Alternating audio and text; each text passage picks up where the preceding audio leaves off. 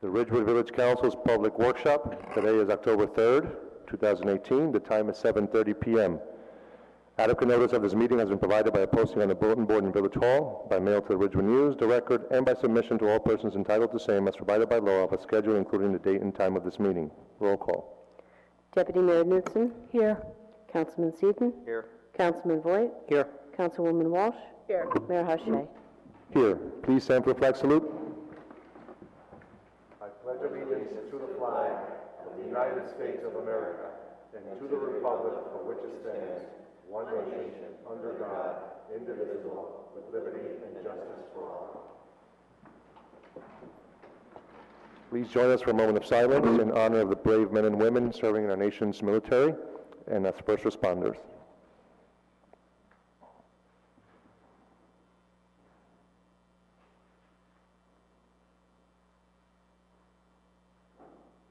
Thank you. We'll go right into public comment.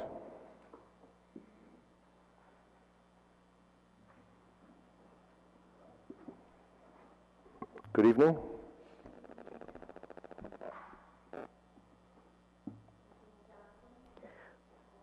Please make sure the microphone is on. Is that microphone on? I don't think it's on. It's not on, Jeannie. Jeannie, it's not on. There we go. Much better. Jeannie Johnson, 325 Maston Place. I'm here to thank the village manager and the council for their support of Ridgewood Walks, the Walktoberfest event. Several of you have volunteered to lead free guided themed tours of the village, and my sidekick Gail, who's watching from home, and I greatly appreciate your assistance with this worthwhile mission. It's a lot of fun. For those of you who aren't familiar, Ridgewood Walks provides free guided themed walking tours of our village. The goal is to create a more vibrant and a more connected community. We also want people to recognize how easy, efficient, and fun it is to walk around town. After all, Ridgewood was designed to be a walking community. Somehow, through the years, we've lost sight of that. I believe it's time to take back our streets and sidewalks and take advantage of what we have here. If we do, everyone, pedestrians, cyclists, and motorists, will be much safer. Fewer vehicles means greater safety.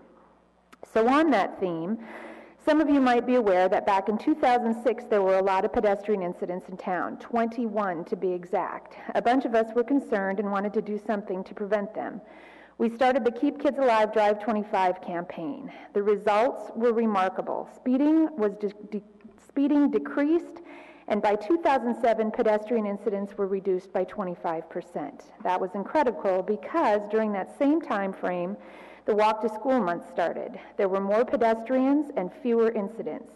But to be sure that everyone stayed safe, about 100 of us gathered together and held a crosswalk rally. We carried signs and balloons and made all kinds of noise as we walked through every crosswalk in the central business district on a busy weekend morning. Our goal was to remind motorists, whether they lived in town or not, that we are a walking community and to watch out for pedestrians. We coupled these initiatives with numerous pedestrian safety campaigns: the Stop, Look, and Wave campaign, the Be Safe, Be Seen campaign, and crosswalk safety is a two-way street. Walk safely, drive safely. It's time to revive some of these things. There have been multiple pedestrian incidents recently, and I fear there will be more with the pending construction projects. So let's work together to stay safe. I took it upon myself to purchase 100 of these Keep Kids Alive Drive 25 yard signs. If anyone is interested in purchasing one, they can contact me and I will deliver them right to their door. My information can be found at the same place as the Walktoberfest walking tour sign-up, which is ridgewoodwalks.com. And finally, I would very much like to organize another crosswalk rally, but it's a lot of work.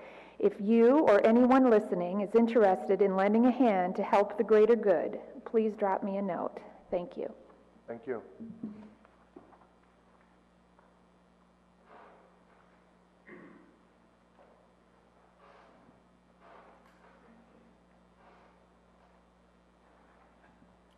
Good evening, Rory Good evening. Alabi, 374 Evergreen Place. Talking about Shedler, I have a feeling, I think I have a good nose for these things. that there has never been a report on Shedler or a plan. There is no plan, and now people are scurrying around trying to put together a plan. And on that note, I suggest to Mr. Rogers that when you meet an executive session afterwards, you sit down with the village manager and the deputy mayor to find out what's going on. You do not scurry around and slapdash a plan at the last minute just to say we have a plan. Now, having said this, I'm in an open forum, I'm in an open venue, everything I'm saying is public. I'd like to make an offer to the deputy mayor.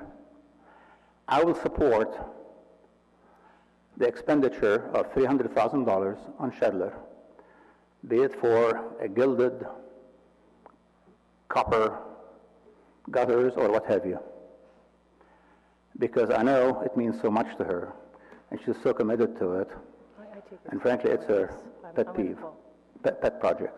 Now, having said that, the quid pro quo would be that the deputy mayor reverses her vote on the train station parking lot. Now, people say, oh my God, we can't do this. Once we reach the decision, we have to stick with it. But that was such a despicable, cowardly, silly vote where you're killing a beautiful open park. So, for all it's worth, you can smile, you can do whatever you want with it, you can discuss an open... And I just want to understand, you're offering $300,000 for something? No, not me, not me. Support, $300,000? I'd support the expenditure. Oh, okay, in exchange for a vote? No. Is that what I understand you No, said? no, don't put words in my mouth. Well, I just want to understand what Okay, you're no. saying. What I'm just saying is, I'd be in favor of public funds being expended on Shedler, even though it's a big waste, if the council reverses its decision on the village train station. Now, you can smile, you can say whatever you want. That decision was a horrible decision. What is happening with Shedler is even worse, because I think the fact that there is no plan and now we're beginning to spend money on it is just a terrible waste of time. Thank you. Thank you.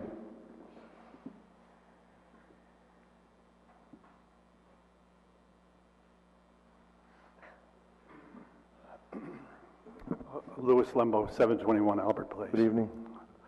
I don't know whether everyone has been aware of what's going on with the telephone system in this village, but I've been a member of the Parks and Rec Commission, and Ramon has, and we can't get through the phone calls. I mean, phone calls go unanswered.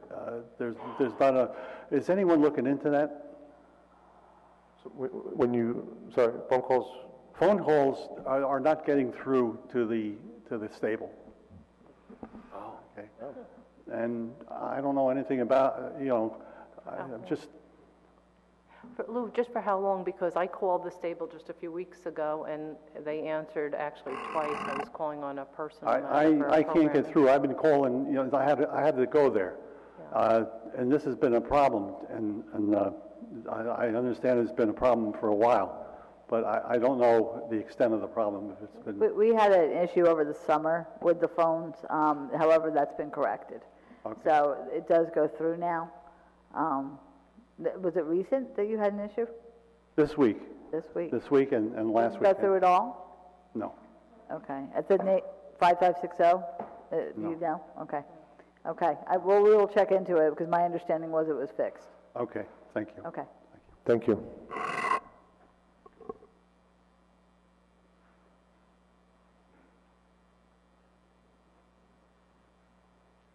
Good evening. Good evening. Hi, Joe Bazralian, 24 Fairfax Terrace, Chatham. But I'm here on behalf of Farmstead Capital, which is at 7 North Broad Street, the Wilsey Building.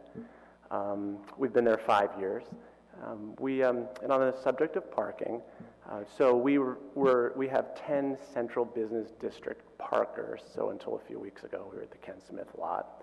Now we're in the Walnut Street lot, and well, at the Ken Smith lot, we come and go to meetings all day, and we're always able to get a spot at Ken Smith, even if it was all the way at the back. There was always a spot.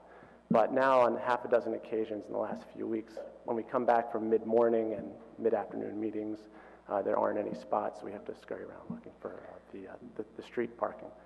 So our request, and I know there's a lot of things in the mix of this decision, but our request is that some extra spots be found to be allocated to CBD parkers, and if possible, even somewhere closer to Broad Street, either north or south.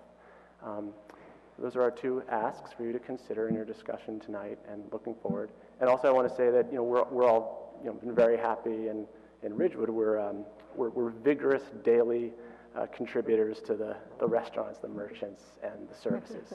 We're very active in how we spend our time and our resources. So thank you for considering. Thank you. Thank you.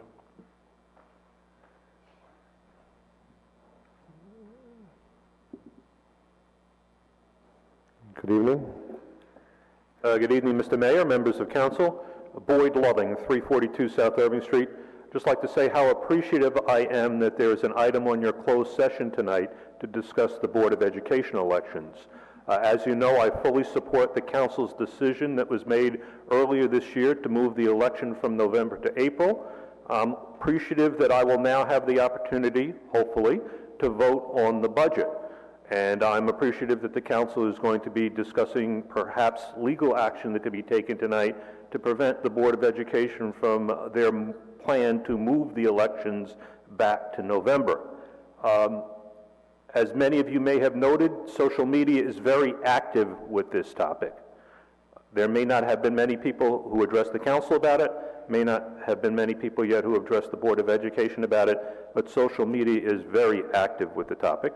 I was somewhat surprised today to find that one of the members of the Board of Education has written a letter to one of the social media editors claiming that the date of the election is no longer an issue. However, that same person is also quoted in an article written by Ms. Grant, who's sitting in the back of the paper, in the back of the room here now, saying that in fact the date is an issue. So I am somewhat confused, and I'm hoping that the council can get to the bottom of this and stop this. Clearly, it is my belief that most of the taxpayers in Ridgewood would like to be able to vote on the budget. There's no way that's going to happen if the election is held in November, so I would like it to stay in place in April, and I would appreciate you taking whatever action is necessary to make that happen. Thank you. Thank you.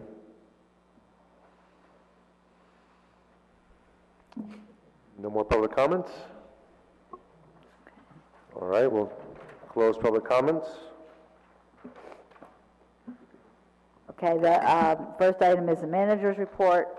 I want to report that we are going to be holding a water forum on October 17th at 7:30 p.m., at which time Debbie Manns, the New Jersey Department of Environmental Protection Deputy Director, will be at this forum. It will be held in the Ridgewood Library Auditorium at 7:30 p.m., as I mentioned. In addition, Ridgewood Water is hosting a series of community open houses to provide the public with an opportunity to learn more about Ridgewood Water's regular maintenance, system upgrades, compliance with new and evolving regulations, information about PFAS. There will be no formal presentation. Professional staff and technical experts will be available to speak one-on-one with participants on any water quality matter of interest, or even a customer service matter if they wish. Last night was the first community open house, and that was in Midland Park. There was a good turnout of elected officials and approximately 10 others who showed up. We did have Ridgewood Water staff there to answer questions, and I think that hopefully going forward we'll have more attendance, because it is really a very beneficial time for people to come in, and they can stay as long or as short a time as they wish. So I encourage anyone from any of the towns that Ridgewood Water serves to go to any of these open houses. You don't have to live in that particular municipality in order to attend this open house. The next one will be tomorrow evening, October 4th, from 6 to 8 p.m. in the Wyckoff Public Library. After that, October 11th, right here in Ridgewood Village Hall in the Annie Zuzi Youth Center. And finally, on October 15th, in the Glen Rock Borough Hall. Again, the time for all these is 6 p.m. to 8 p.m. We are gearing up for leaf season. Leaf placement schedule begins on October 22nd. You should be receiving a postcard probably by the beginning of next week, so in plenty of time for it. I just want to remind everyone that the schedule lists the placement dates, and then once those dates have passed, that's when our crews come through and pick up the leaves. And after the street is done, a picture is taken. That's how we know that street is done. And then after that, if anyone puts them out before the next set of leaf placement dates, that's when summonses may be issued. I know that at last week's meeting, the Zabriskie Shedler House was spoken about, as it was tonight. And I did report last week that the nomination of the Zabriskie Shedler House to be listed on the state and national register for historic places will be on SHPO committee's agenda for approval in March 2019. It seems like a very long time away, but they only meet 3 times a year to consider these nominations. So that is actually the soonest that we could get on their agenda. In response to the questions that were posed and what the mayor requested, I do want to go through the information. The total cost for the improvement, restoration, rehabilitation of the Zabriskie Shedler House, 2016 was phase 1. It was roof stabilization and planning documents for a total of $233,450, and that is split half and half between the Village of Ridgewood and a Bergen County Open Space Grant, Historic Preservation Grant, at $116,725,000 each. 2017 was Phase 2A, which is the exterior stabilization and the interior rehabilitation, which includes all the operating systems. That's a total of $400,000. Again, that's split between $200,000 between Bergen County Grant and $200,000 to the Village of Ridgewood. Both of those grants have been approved and are in the process of being used. And then 2018 Phase 2B is a continuation of the interior rehabilitation for $151,350. That's $75,650 for the Bergen County grant and $75,700 for the Village of Ridgewood grant. So and this is a pending grant. The freeholders have not. We've applied. The freeholders will probably approve it sometime next year. So the total is $784,800, which is $392,375 for the Bergen County grant and $392,425 for the Village of Ridgewood. And we have additional due, if you recall, partially because of the plaster that was in the plaster that asbestos was found. And in addition, there may be some additional items. So total is $784,800. Basically split 50-50 between the Village of Ridgewood and the grants we've received from Bergen County. The historic significance of the Zabriskie Shedler House, according to the State Historic Preservation Office, the Zabriskie Shedler House is eligible for listing in the New Jersey National Register of Historic Places, an example of a third-period Dutch-framed house. The Jersey Dutch house can be identified because they exhibit a preponderance of the following characteristics: a construction date of 1752 to 1840. Zabriskie Shedler House was built in 1825. It's built by the Dutch Cultural Group. It adherence to the Dutch framing tradition, a gambrel roof for main block, gable roofs on wings, native sandstone as wall or foundation materials, wide exposure clapboard rather than shingle cladding, oak timbers for heavy members, poplar for lighter members, south-facing, interior gable and fireplaces are the norm, and interior woodwork that follows period trends. The third period is further characterized by symmetry, plaster ceilings, shallow gambrel roof, and hybrid frames. And the Zabriskie Shedler House actually survives as one of the few remaining 19th century frame homes that still retains its immediate setting on a somewhat large property in what is basically a developed suburb.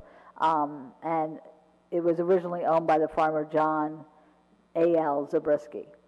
Possible uses of the Zabriskie Shedler House. It will be a village-owned facility, much like the gatehouse or the stable. And the proposed uses include, but are not limited to, on the first floor, small meeting and lecture space for local community groups such as Historic Preservation Commission, sports committees, and village entities.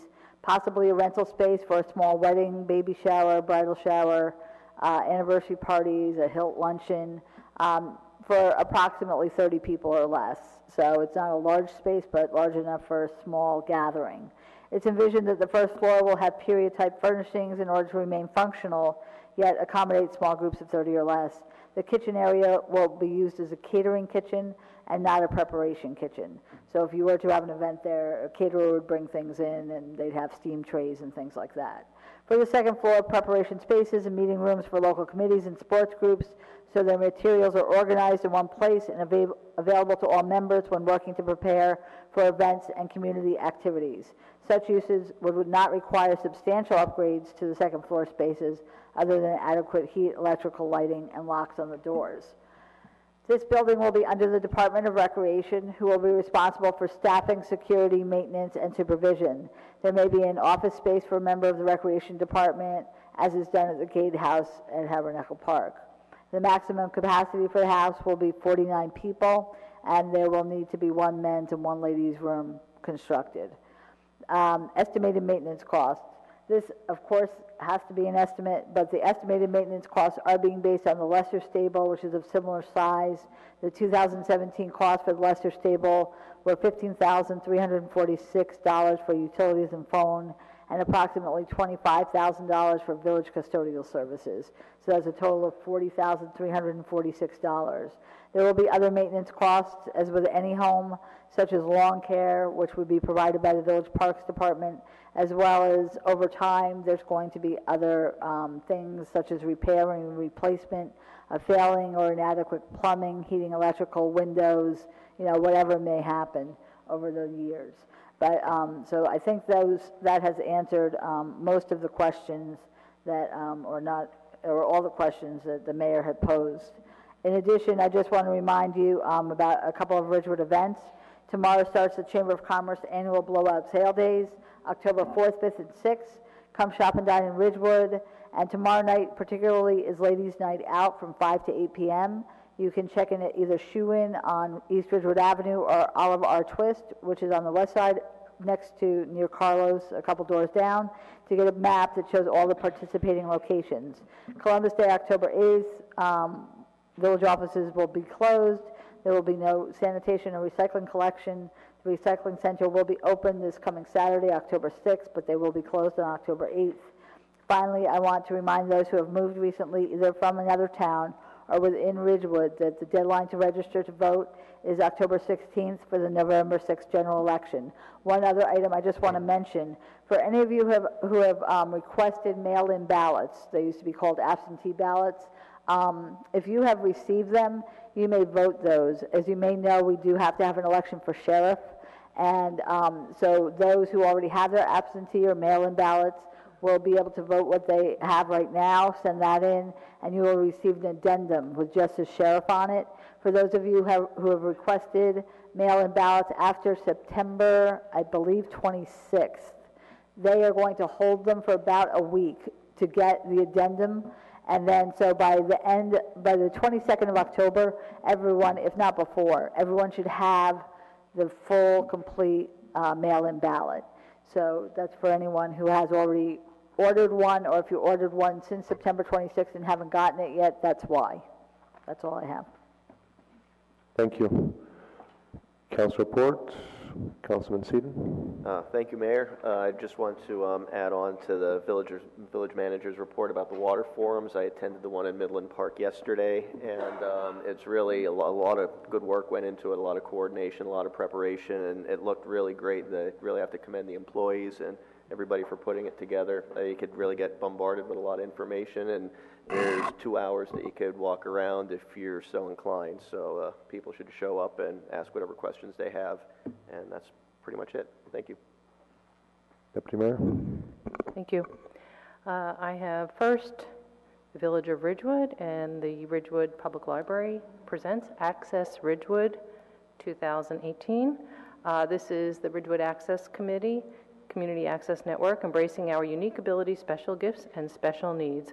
And that weekend is Friday, October 12th, Saturday, October 13th, and Sunday, October 14th. And on the plans, on the agenda, itinerary, we have school programs for all village schools. Elementary and middle and high school teachers will be offering films and discussion all day on October 12th. Senior programming at Aging Smartly, 10 a.m. until 11:30 a.m., right downstairs in the community center. And this is Aging Smartly, planning and consideration do's and don'ts as you're aging in place. Family fun with Marsha Matthews and Jester Jim, which is always a fun event. We have Saturday, October 13th. This is a real treat. Marlene Pillow in concert. She's absolutely fabulous, one of my favorite. Celebrate Our Differences with Marlene Pillow in concert, and that's 10:30 until 11 a.m. Community Fair in the Village Hall Courtyard from noon to 1. Live music and dance, 1 to 1:30. And the fashion show, which is the big event of the weekend. Young models of all abilities rock the runway with Hosea and Horn, founder, Give Beauty Wings, Change Blazer Incorporated, educator, consultant, activist. And this is really exciting because our special needs community really rallies for this fashion show, and it's really an amazing event.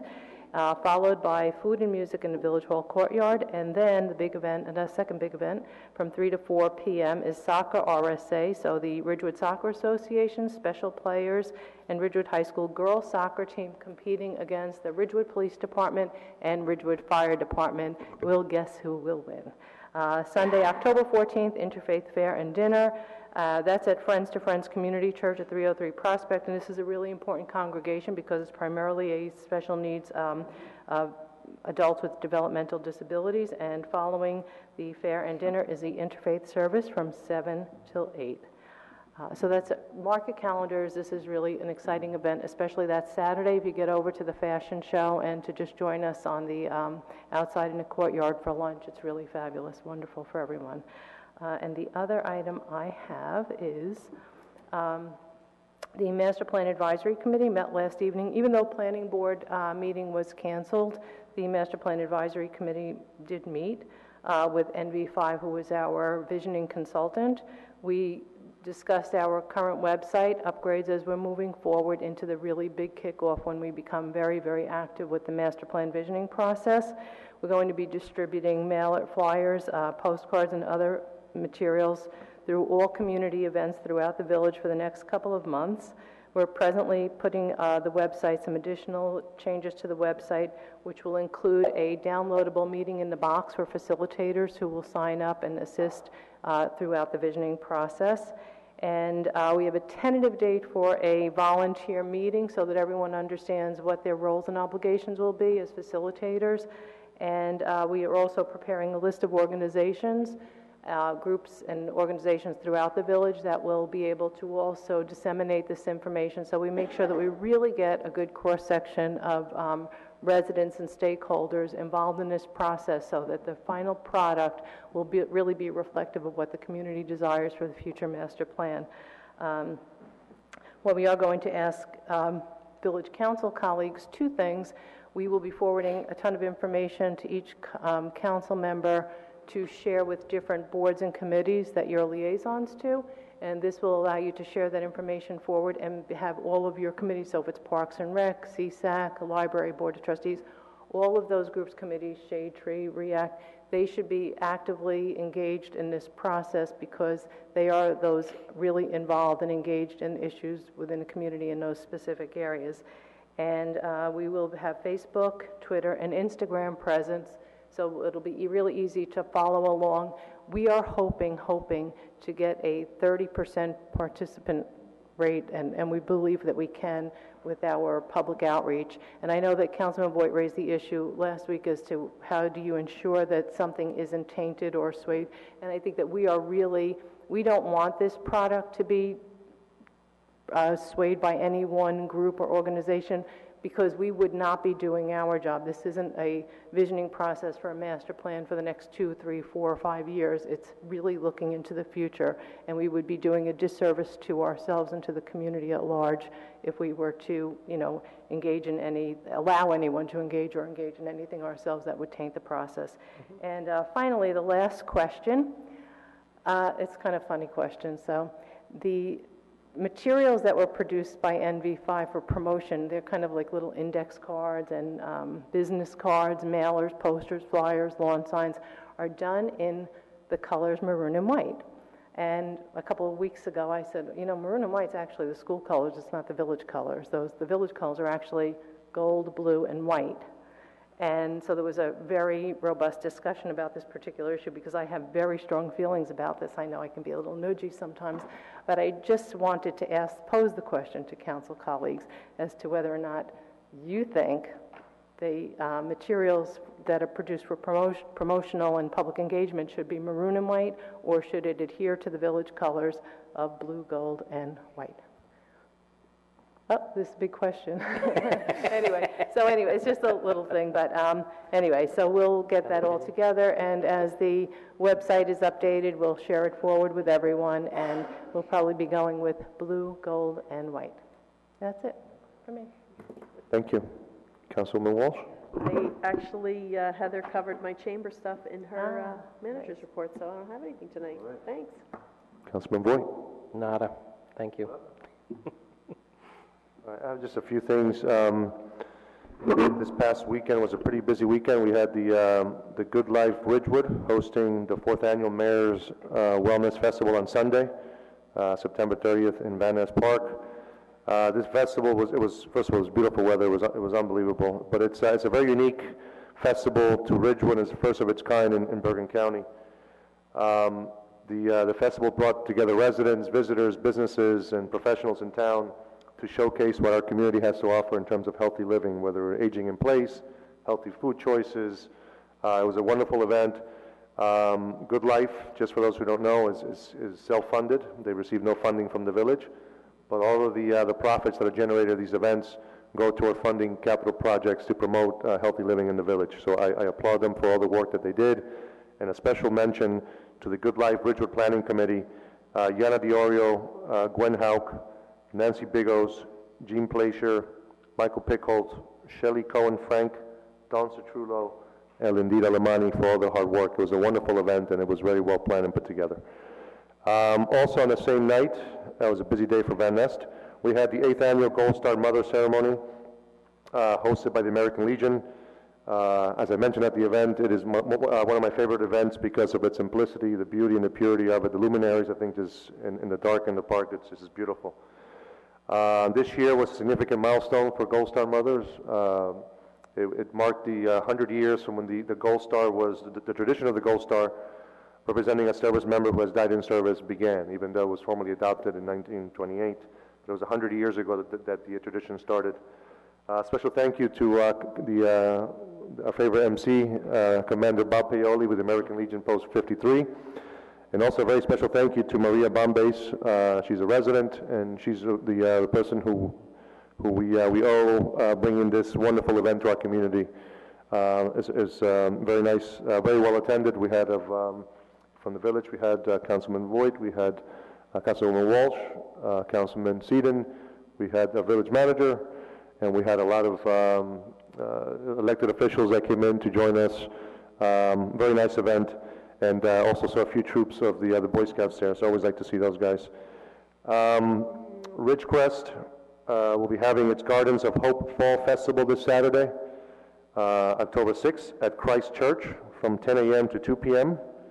Admission is just $5 per person, and the admission includes rock painting, mini pumpkin decorating, craft fair, and much more.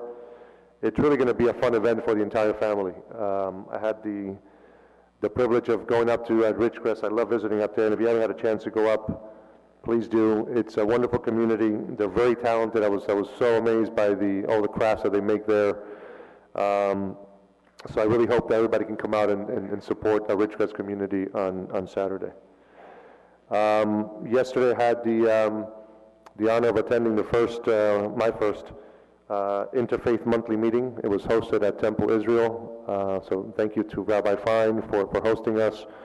And I was just very grateful that everyone was so welcoming and just everyone took a genuine interest in knowing more about me and my background and what I do for the village. So it was a lot of good ideas were being exchanged, and it was just so nice to have everybody at the table, from all different factions, and everybody's getting along and respectful and good dialogue. So it was wonderful to be there. Last but certainly not least, less than 2 months ago, our Ridgewood community lost one of our beloved members, Jim Grasso, who died on August 10th following a courageous battle with pancreatic cancer. And Park West is now putting together a fundraiser. They have generously decided to host a fundraiser for the Grasso family. 100% of the proceeds of their October Fest event this year will be donated to the Grasso family, which I think is amazing. The event will take place on Thursday, October 18th, from 6 p.m. to 10 p.m., and it will be both at Park West Tavern and Park West Loft, the second floor. Both venues will be closed, so that's to maximize the funds raised. They'll be closed to the public, and only ticket holders will be able to attend. There will be a buffet of German-style food and beer, and the cost will be $80 for adults and $60 for anyone under the age of 21. And due to the anticipated demand, tickets will be sold in advance, and you can reserve those tickets by calling Park West directly to do that. And again, this is a wonderful cause.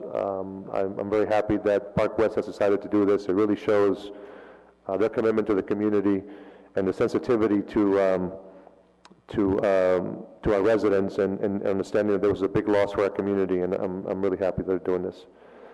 That's all I have. Before we start with the discussion items, one other thing. I know we all know that there was a fatality recently in Ridgewood with a pedestrian being killed with a motor vehicle. I just want to thank our police department, our detective bureau for the long, hard hours that they put in to try to find the suspect. And in addition, I want to thank our traffic and signal division, which assisted the police department with reviewing tapes and being able to look and see, possibly to determine the vehicle and to try to determine what occurred. So I just want to mention that and I think we all are appreciative of the fact that they put in all those hours and did find a suspect in the end. The first item under Ridgewood Water is awarding a change order number 1. This is for the design and construction administration of the granular activated carbon treatment system at the Carr Treatment Facility. As you remember, we did award this contract originally in June of 2017 for $303,400. At this time, an additional $41,030 is required, and the additional work includes cleaning out the solidified carbon from the 20 vessels and evaluation of same, architectural changes and associated work for the Village Planning Board meeting and review, design clarifications on the sewer capacity, and addition of raw water pipeline, cost for rebid and document printing, and evaluation of design for the provision of resin instead of granular activated carbon in the future. It will be awarded to the original vendor, which is Arcadis US Inc., located in Fair Lawn, New Jersey, and the money is in the Ridgewood Water Capital Improvement Budget. Heather, question. Is the overage part of the original quote, or is that something we asked for additionally? It was additional. It was outside the scope of the original work. Okay. And so it was required okay. Once we got in there. Okay. Thank you. Yeah, I had a similar question too. So, because we came up with, or the director of the water department came up with a thought that we could reactivate the Twinney Pond facility and put a resin type material in those vessels that are there, and that happened, I guess, after the original contract was awarded. So a lot of this is added on. Then okay. Right. Correct. Thank you. The next one is the award of state contract, safety lighting for the new Ford F-350. In March, the Village Council awarded to Buyer Ford the purchase of one Ford F-350 for the water department. At this time, an additional $9,425.61 is required for the purchase of safety lighting for the vehicle. It was not anticipated at the time. These lights include 2 side lights, scene lights at the rear door, and 4 side strobe lights, which are yellow and white. So this is all lights so that the vehicle can be seen in all types of weather, and light or dark, or, whatever. The next one is the Cottage Place Flex parking spaces. As you recall, last week we had the suggestion of adding 16 more parking spaces to the Cottage Place parking lot for Central Business District employees. However, there was a concern that it was possible that if we allocated it just to Central Business District employees, that perhaps they would be empty, and then shoppers and diners would be looking for places to park, and there would be empty spots which they couldn't use. Therefore, Deputy Mayor Newton, I believe, recommended that these kind of be flexible spots. They could be either Central Business District employee spots or shopper diners. It would be first come, first served on those spots, as opposed to the other spots which are allocated specifically for the employees, and throughout the day. So if, a shopper diner were in a spot and they left, anyone, could come in and take that spot. But, this way at least there are feasibly 16 additional spots for CBD employees. And so that's a good thing. So this is just the ordinance which Chris Redesauser crafted. So, sorry, Heather, and I hate to go backwards, but I was just reading the background on this, for the lighting on the truck. Go ahead, sorry. So when we ordered it, I'm assuming we knew what we needed the truck for. But it says here that it was just somehow not anticipated, even though all village vehicles must have appropriate lighting for safety purposes. I'm going to How did that have happen? Mr. Calby come up and explain it.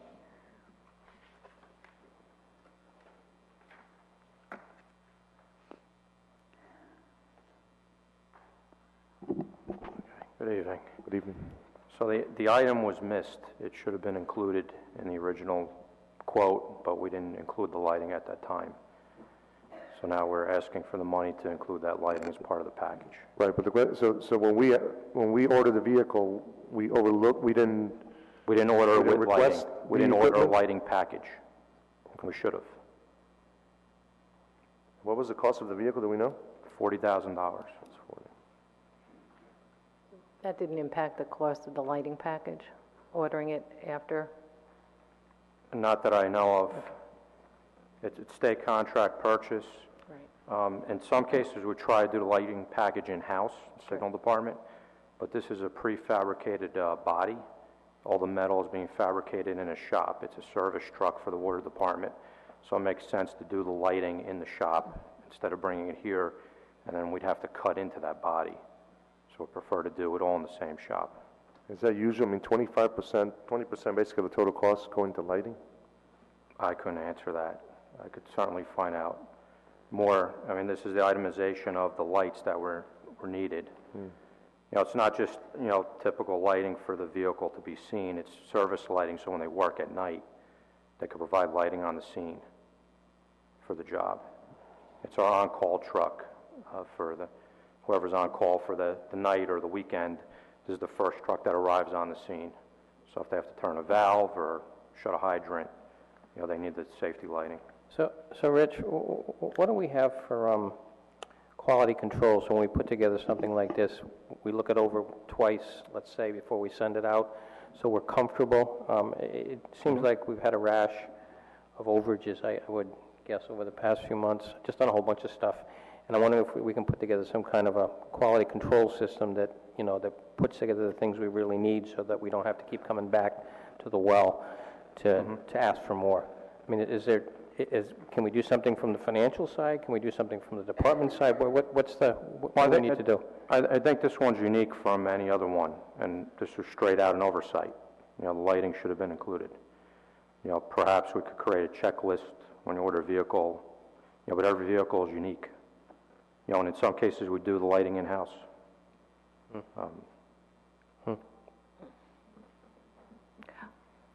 I'm good. I get the lighting package, so I'm good. As long as it hasn't, it was something that should have been anticipated. It's an oversight, it happens, but as long as it didn't cost Should have been. anything extra, it's the lighting package, it's the standard package that would come with it. As long as it's not any added cost to that, it's fine. Okay. Questions? No? Thank you. Thank you. So I'll go back to the Cottage Place flex parking spaces. I'm sorry, I went too quickly.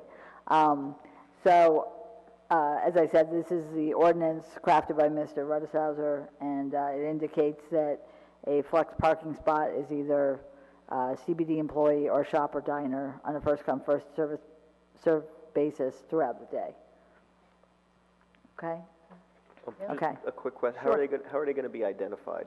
The same way the CBD spots are now. It'll be 2 signs at either end of the 16 spaces, and it will say CBD employees or shop or diners. So. Thank you. The next one is our parking permits for the central business district for both commuters and also the CBD employees.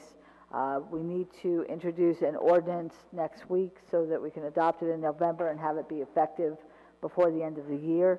Currently, our Ridgewood parking permit, the premium one, is for train station, Hudson, Prospect, Park and Ride, all lots. And then when the Hudson Street does close down, whatever the alternative lot is for Hudson Street, it will also be good in that lot. It's limited to Ridgewood residents only. It's a maximum of 210, and it's first come, first served. So I think this year we probably got to 210 about sometime in February or early March. It's currently $1,000. The recommendation is $1,300. The Ridgewood parking permit, again for Ridgewood residents only. This is Chestnut, Walnut, Cottage Place, and the Park and Ride. This is $750 currently. We're recommending $975. The Ridgewood resident sticker, everyone who purchases a RPP must have a Ridgewood resident sticker. They are free, and we're continuing that as free. A non-resident parking permit for the Park and Ride is currently $750. That would again go up to $975, the same as a resident. The non-resident parking permit for Cottage Place, that's non-residents. It's currently at $1,500, and we're recommending $1,950. These are annual fees.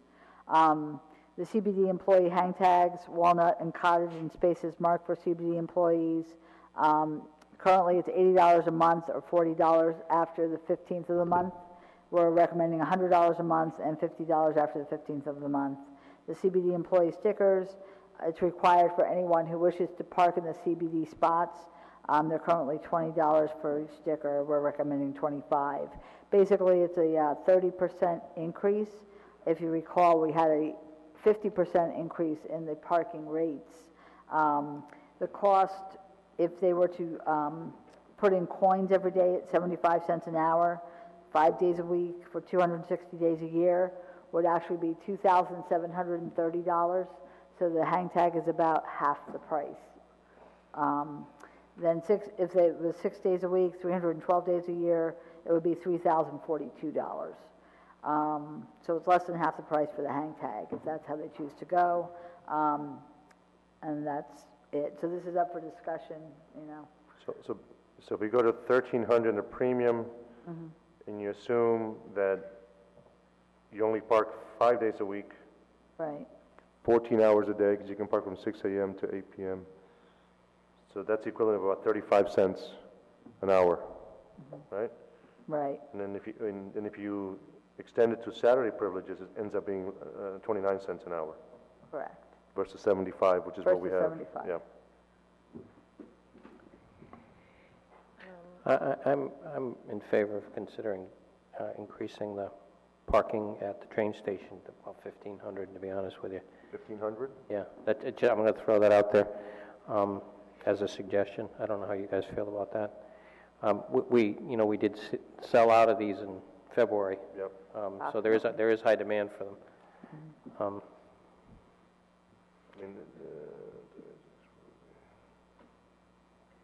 The other question, Heather, I have is, we're going to be increasing these rates.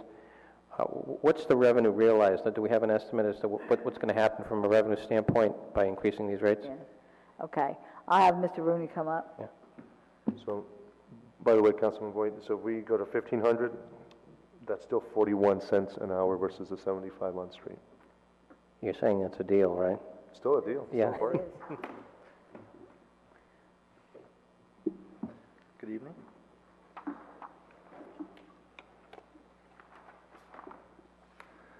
So the projection with the increase in rates and also the revenue generated from the increase in the hours is roughly $1.9 million for 2019.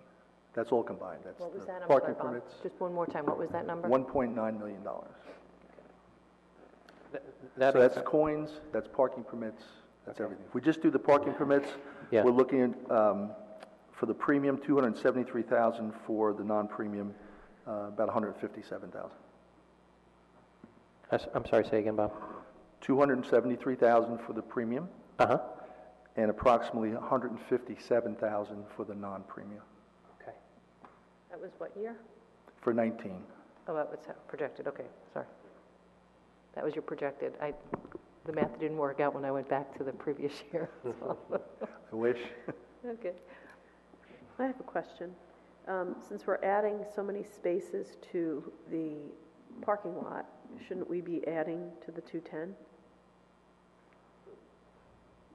We can, I just don't know when those spaces, how soon we can get that lot reconfigured and redone.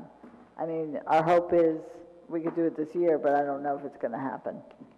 No. Chris is shaking his head no, so I have a feeling it may not be till the spring. Okay, So, probably won't be till the spring, I should say. okay. And obviously, you can still use Park Mobile to Yes. park there as long as you're a resident. So, Yes. for those that don't want to buy, because I personally commute a couple of days a week, so I don't need the annual pass. Right, it wouldn't pay for you. So I just do Park Mobile. We should also consider some of the new spaces are being added as parking for shoppers and diners on the west side of the track, because they're in desperate need of parking there. I mean, there is none. Not that we have plenty everywhere else, but they really don't have any. So, we should look to see how the split will work out, if we can provide some parking relief to those businesses there, because it's pretty tough. Absolutely. Also with, you could probably sell the premium passes for like half of the year. So if it's not anticipated that the spots won't be available until sometime in spring, then perhaps you could have something, some additional passes printed up and sold if people were so inclined. We currently allocate based upon when you buy it. So if you buy it, halfway into the year, you only pay for half. Right, yeah, So that's what I if thought those would be spots pretty are easy. available, then it'd be half the price. You're right. Yeah, so you wouldn't need to do an ordinance or anything right now in the beginning of the year for it, or just make sure to have it in place till it was ready. So it would be pretty easy just to print up, you have more spaces, you print up some more passes and advertise them. Yep. Bob, just a question again, I'm sorry. You said next year we're going to get the total is going to be 1.9 million, or it's going to be a $1.9 million increase? For 2019, I'm estimating our revenue to be $1.9 million Okay, thank you. for parking. So this increase in percentage-wise is just consistent with the increase in the hourly rate, it appears. Is that how you formulated that? Yes. Okay. And plus, we looked at what the savings would be compared to if you did it hourly yourself. Getting this, it's a good deal. So then what's the net incremental revenue in 19?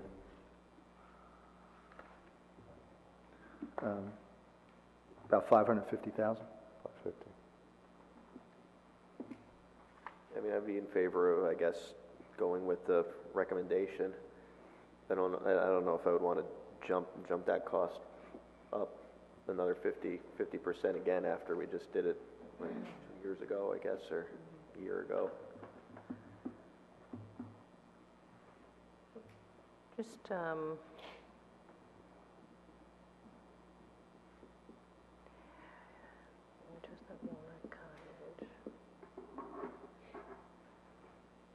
So again, remember, it's a 30% increase is what we did for the parking permits. What, is there, do we still have a big demand for non-resident? No, not for Cottage Place for Park and Ride. We do have demand for that. So why wouldn't we do at least some non-resident parking permits? Add a line for, if we were to add a line for the non-resident parking permits, a certain percentage into the train station, Hudson Street, the garage for 2019, just projecting ahead. If we were to take non-resident and put that a group into the train station or the garage, because on those we could actually add a premium to that and increase that, because those people would be interested in paying. So if we can kind of, I'm thinking that if we can do the 1,300, keep it at that.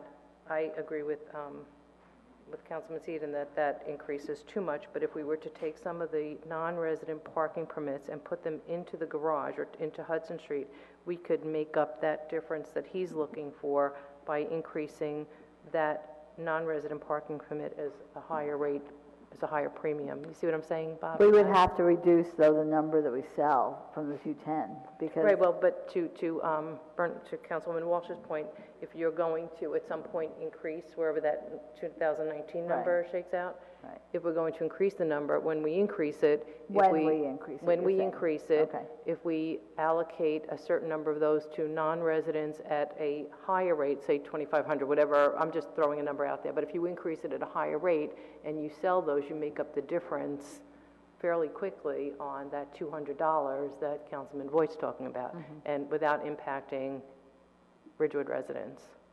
So it's still a desirable, and it's still a good deal. Does that make sense? I think maybe it does, but I think maybe we should hold off until we have the parking garage, because it seems like we have a demand from Ridgewood residents now to fill up the train station and everything, so I wouldn't want to cut into that number and take parking spaces away from our residents to put non-residents there. You know, I'm See what I'm saying? projecting, I'm projecting down to the future. Yeah, so we wouldn't have to worry about this Projecting for at out where least you wouldn't another have year. to impact, it wouldn't be so impactful, right? No, you stole my comments. I mean, that was my concern in terms of we don't have enough parking as is. Our residents, although it's a juicy, morsel, but I think there's just so much parking demand now from our residents that I would be willing to forego a little extra revenue if we just could provide more parking for them. Yeah, and I mean, once it seems like if we have 210 hang tags and it's taken till the middle or the end of February to sell them, it sounds like, our availability is maybe meeting the demand pretty much from our residents, because they're not selling out on January 1st or the first week of January, and there's more people looking for them. I can tell you there are more people looking for them, and especially those who move in over the summer and then want to park at the train station, or, maybe are, out on an illness or maternity leave and return to work in the spring. They're looking to park closer, and we can't sell them. So there is more of a demand than 210. I can tell you that. Well, then I definitely would be in favor of keeping the Ridgewood residents as close to the train station as we could keep them. What you could also do, and again, just thinking out loud, sell the non-resident permit, just giving them the ability to park there, but they would have to pay the hourly rate? The hourly rate. Because right now, no non-resident can park there. And if they did park there, that would be $2,700 plus or minus to us annually. So, right. Instead of selling them a tag for $2,000, just give them the ability to park there for maybe a couple hundred, and and take the $2,730. But then you might have to adjust the number of hang tags that you sell. I mean, I guess. Yeah, you would only do maybe 10 or 20 or something like that, just a handful of them. Well, why don't we do this? Obviously, we're selling out of what we need. So our demand, we have the demand here, but we're also, we're selling out. We're going to be adding additional at the train station, as we pointed out. So why don't we just keep it, I guess, as a placeholder for the future, and that's fine too. Okay. But the question then will be whether it's the 13 or the 15, and Yeah, that's fine. So as we get closer to that reconfiguration of the train station, we can certainly bring it back and, have an ordinance then if you wish to allow non-residents to park in that area. Although the train station itself, I can tell you in the time I've been here, never anyone but residents. So you might want to, think about that. That's up to you.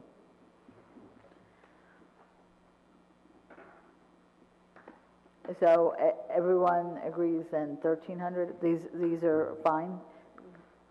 Or did you want to go for the 1,500 for the premium? so I'm with 13 is fine. Yeah, I'm good with the 13. It's getting pricey, and I think it's going to be sticker shock, and we have to get the word out, and then you'll have drop off from that as well, in all likelihood, and then again it'll pick up. I agree. That's fine. Yeah, it's okay. Okay, so that's what we'll do. We'll have an ordinance for next week to introduce, adopt in November, and it'll be effective by January. So, and we'll be able to start selling as we do usually mid-December. The next item is under budget, the professional services contract for the grant writer. As you recall, the village council authorized hiring Millennium Strategies as a grant writer for the village at an annual cost of $36,000 a year. The contract will expire on October 31st. I've given you an annual report which indicates the grants awarded, the grant applications in process, the grant application submitted and pending review, the grant application submitted with funding not awarded, and other grant opportunities recommended. We're unique in the sense that we prepare our own grants for the NJDOT paving grants, for the community development block grants, for the open space grants, historic preservation grants, and the police department campaign grants, such as Click It or Ticket or Drive Sober or Get Pulled Over, for example. Millennium Strategies, and most of the municipalities they work with, they apply for those. We have decided not to have them do it, just because we are successful in doing it and we know how to apply for these grants. We have currently grants pending approval in the amount of $359,656 and other grant applications which are in process. Although the number of grants awarded has been small, what I want you to remember is the other 10 grants that were applied for through Millennium Strategies, we wouldn't have been able to do so. And one of the biggest ones was the one for the U.S. Department of Justice Safe Schools, what's it called, School Violence Prevention Program. We just heard today, actually, unfortunately, we did not receive a grant award for that. The grants were awarded to the New Jersey Department of Law and Public Safety, Brick Township, Berkeley Heights Township, and Harrison Town. So, unfortunately, we were not one of the recipients. Doesn't mean that it wouldn't be us another year. There were several others that we submitted in excess of $1 million for various grants, which we did not receive. So I would recommend that we continue with Millennium Strategies. I've actually requested a lower cost due to the fact that we do prepare many of the grants that they normally prepare for other municipalities. They're going to get back to me before the public meeting next week. Before probably sometime next week. So we are having a special public meeting on October 24th. So we'll vote on this on October 24th, and I'm hopeful that the cost reduction, I've asked for quite a substantial one, so we'll see what they come back with.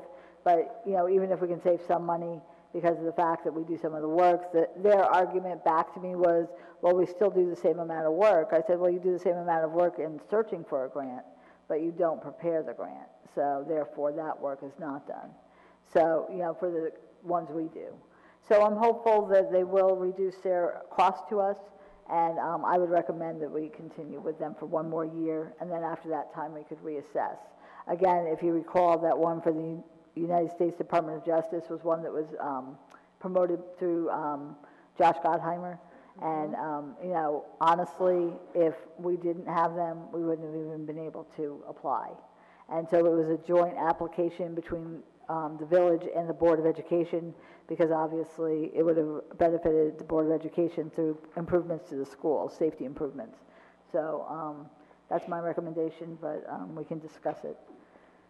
Am I reading this correctly? That they were able to get us $38.55, $3,855 in awards?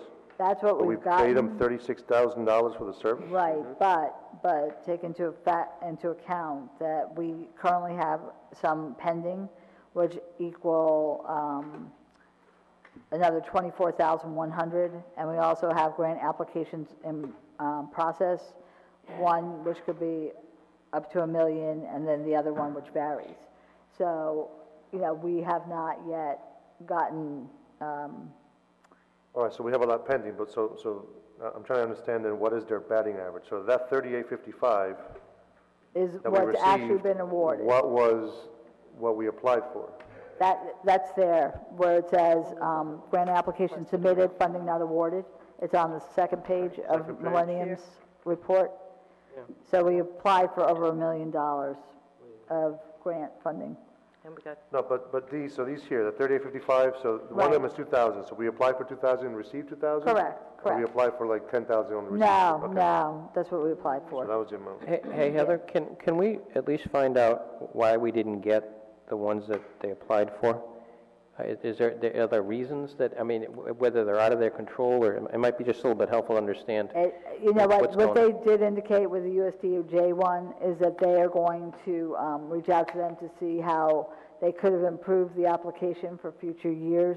Yeah. Also, Millennium Strategies was under the impression that it was probably going to go to big cities and to the state mostly. I think the majority of the funding did go to the state. However, it was good to see that other municipalities received it, and so they are very hopeful for the future. I think with every one of them that they do apply for, they do, try to determine how they can improve their application in the future, but I can find out if they can give us specifics. Yeah, I mean, it'd be helpful Sure. just to find out the five that we didn't get funded for, what were the reasons? I mean, they Yeah. might be fixable, or they might be, that they'll help them with their batting average moving forward, or, so. Right. Yeah, I had a similar request to see if we could figure out, some of what happened with some of the grants that they didn't get, like, especially the Sustainable Jersey grants. I know they applied Right. for 2 of them for us, and they weren't successful in that. Right. So we're going to try again next year, but I'd just like to maybe understand a little bit better about, those 2 specific groups, because the committees have been asking about that. The Green Team and REAC have been asking about, what happened with the grant applications. So if I could get at least, Sure. some kind of answer to bring back to them, that'd be helpful. Because I think it'll be helpful to understand, because we can say, look, we can apply for anything, right? But Of course. what we need from them is, other than the physical work of writing the grants, it's kind of advise us on how grant worthy we are, because that they might themselves, save themselves some time in trying to go through these. And for Right. us as well, it's helpful if we have a greater certainty what we can apply for and actually get, than sit here, spin our wheels and say, oh, maybe we get this money, or Well, what they do is they provide us with various grants, and that's on the last page of their report, where it's the other ones recommended. So some of these weren't, they do get sent out to all the department directors, or I know that there was one, for example, that the Ridgewood Arts Council had considered, and it was just a lot of work to do, and that you had to coordinate it with the library, and it was, it was similar to the Boys in the Boat type of exercise, and, once you get into it and realize what has to be done, sometimes it's more than what's possible. So, and again, they list in here Bergen County Open Space. We apply for that on our own. So it's not that they listed it because they told us about it, but we knew about it anyway. So in any case, yes, I will find out if they can tell me why it was the ones we didn't get it, why possibly we didn't. We know the grants that we apply for. The grants that they're bringing to us include fundings from foundations, from nonprofits, and from corporations. And those are the grants we really are not aware of at all. And so I think it's worthwhile for us to keep them for one more year, see what happens in the next year, and hopefully our ones that are pending approval, maybe we'll get some funding there. So I had a question on the other grant opportunities recommended. Are they going to apply for all those that are on that? No, they're- those are the ones over, about every week or 2 weeks, I get a list of various grants, and I look through them and I see which department head, or if it pertains to a committee, then I'll pass it on to the person who, would do so, and then they decide whether or not it's worthwhile applying for it. I think one was like recycling barrels at some parks. We actually have enough at the moment, and so we decided not to apply for that type of a grant. So I think it was through Pepsi or something. But in any case, we can certainly,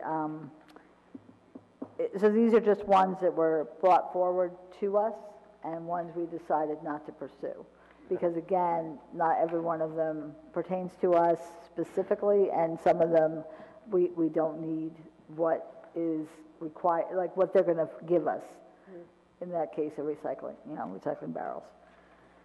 So the grants that the number of grants that they brought forward, how many of those total did we actually apply for or find worth our while?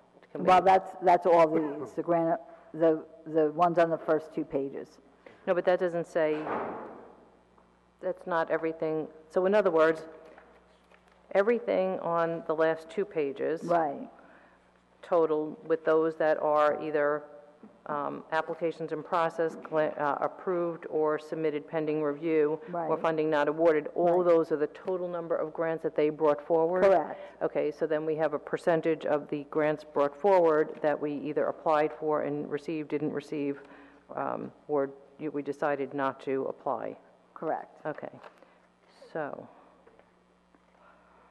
So like I said, I want to see what they come back with a lower number, and then I'll let you know what that is. I mean, again, we can continue to apply for the grants that we've applied for in the past, but we probably will not know about these other ones, such as the ones we applied to through Firehouse Subs Foundation, the FEMA Assistance Firefighters Grant, and the VW Environmental Mitigation Trust Grant. So,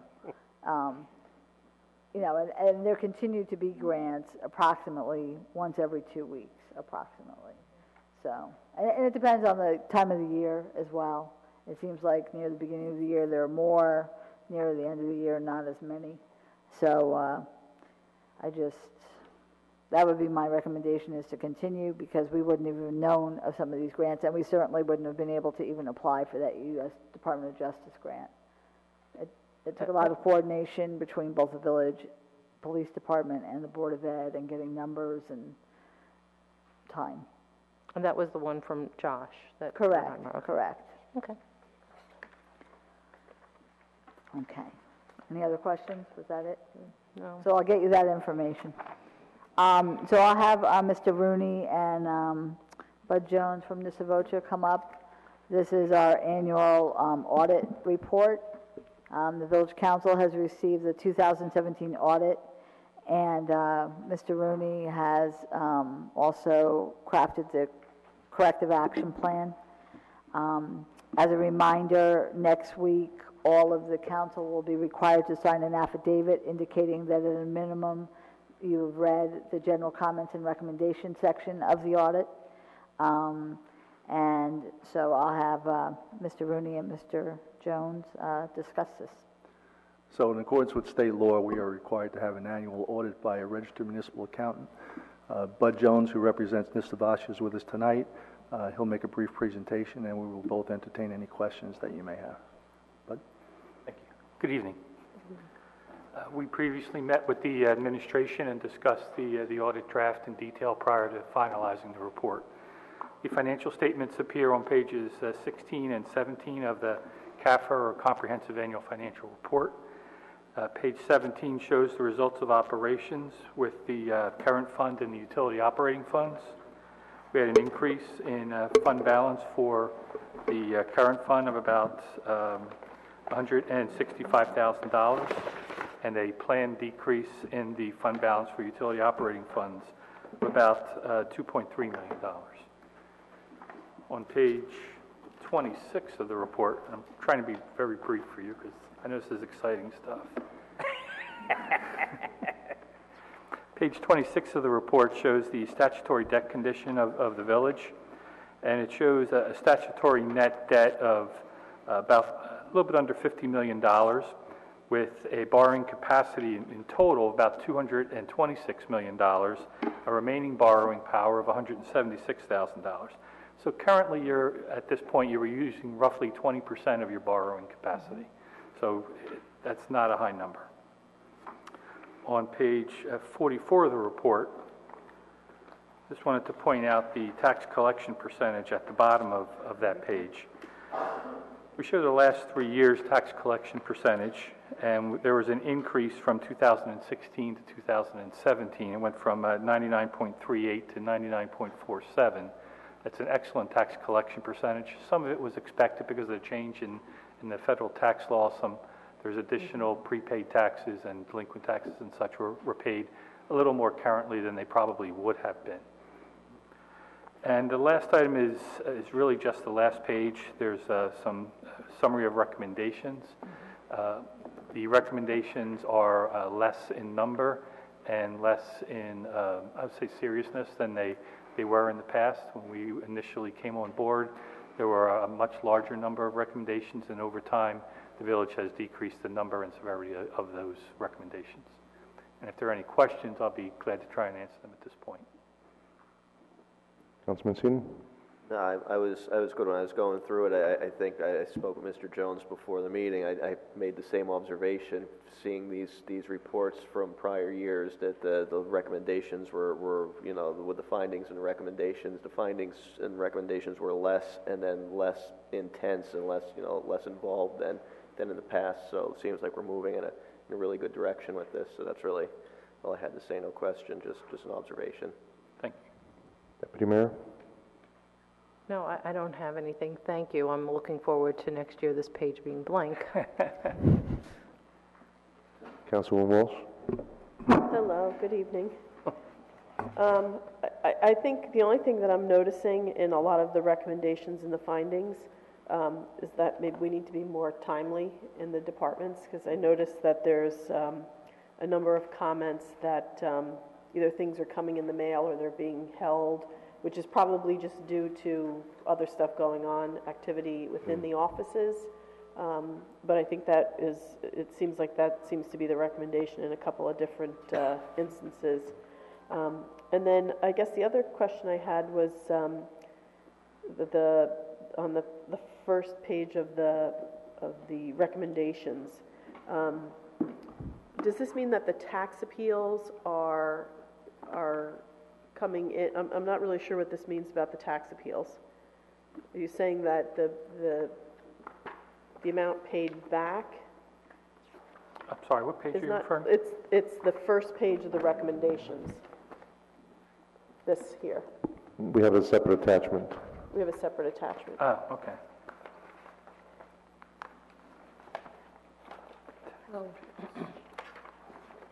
That's in the resolution, right? That's on the corrective action plan, actually, I think is Yeah. what she's referring to. So it's finding number 1 on the corrective action plan? Yeah, it says the prepaid tax and tax overpayment balances on the current fund balance sheet did not reflect tax appeals applied to in the 2018 taxes and current year tax overpayments respectively. Yes, so that was just updating the general ledger balances and such from what appeals that occurred during 2017. Okay. And then you're just saying that they have to be segregated by year. It sounds like they're rolling over and then being paid back. Right. Retroactively. Part of that is eliminating some of the older items and also updating the current records for those appeals that occurred. Yeah. Is that because the appeals are dragging on? Is that what happens? It does. I'm sorry, in this case specifically, when Bud comes in and does the audit, at the end of the audit, if they have any audit adjustments, they give it to us and we post it to the ledger. Yeah. From 2016 audit, we were given the adjustments, posted them, and they didn't get reflected into the details. Okay. So when we got to the end of the year to do the reconciliation of the prepaid taxes, we were off by this number, and then And it went subsequently back? Went back, so Okay. it's been taken Okay, care of. yeah, I mean, that's what it sounds like here. It's a timing thing. Okay, yep, thank you. Councilman Voigt? Thank you, Mayor. I'm looking at some of the findings here.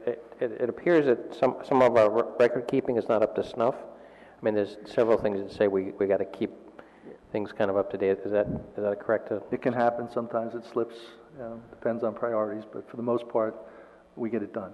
You get it done? Yes. Okay. That's my first question. The second one is, you talked about our borrowing capacity at $250 million. Is that right? It's 226 million, I believe. That's our borrowing capacity, 226 million. That's your legal borrowing capacity.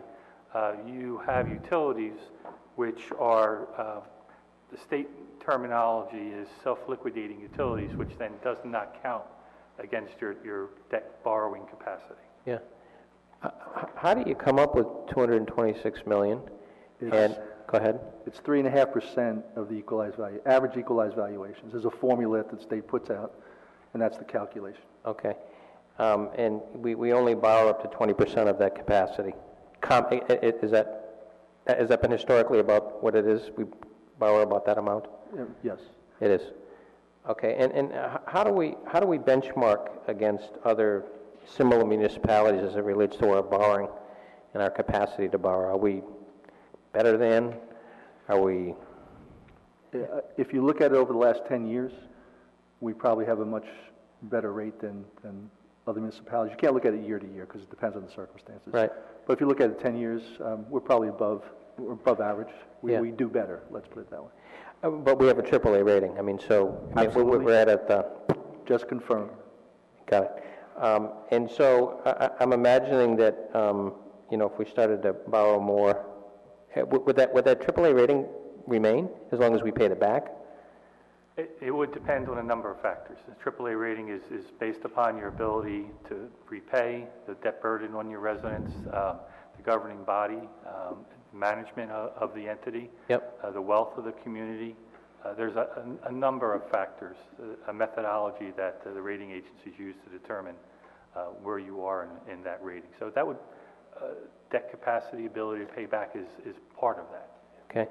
So my question is, should we borrow more? Could we borrow more? I mean, if we wanted to, is that a good or a bad thing? It's up to us, yeah. But I'm just It is up to you, and Yeah. if you remember, we put a debt management plan in place. Yeah. So that sort of gives us guidelines as to what we should do and what we shouldn't do. Right. So I think if we use that going forward, we'll, and again, this is blessed by the rating agencies, I think we'll be in good shape. Okay. Thank you. So if I try to equate our debt usage, so it's almost like, a FICO score for an individual. If you have X amount of, revolving credit lines, how much you use of it will impact your score. At which levels, in terms of percentages? I know there's different factors, but at which level does that start to impact now from an upper tier to a lower tier in terms of indebtedness? It's only one of the factors. As I said, there's a number of factors, including formal policies, which you've recently adopted, that shows you as a AAA rated agency or entity.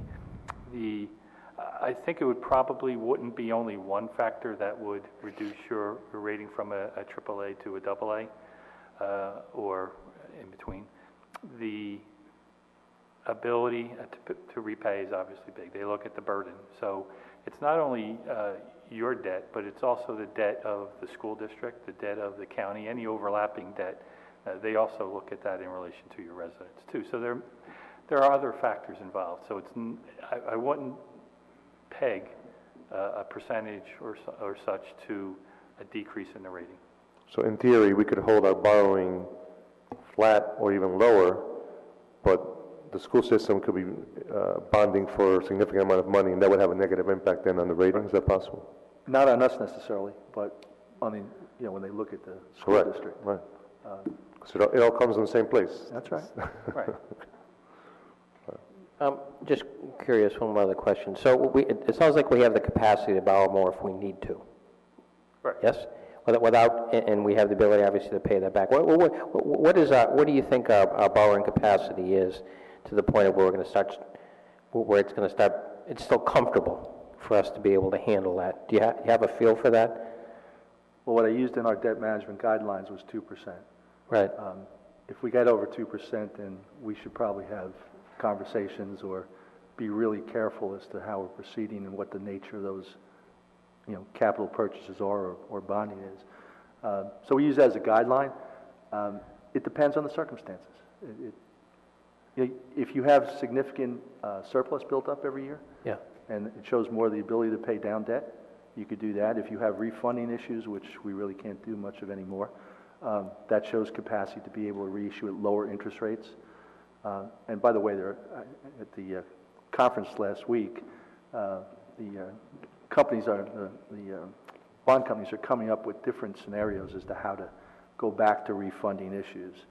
With there had to be at least 6 different versions that are out there that they're trying to play out to see if they do qualify with the federal law or not. So there will be other types of financing that's going to be available that will minimize any impact it has on us. Really? Well, Yeah. well, that's a good thing. Yeah. Yep. Yeah, good. Okay. Thanks. Any questions? No, I'm good. Thank you very much. Thank you. Thank you for your time. Appreciate it. Thank you.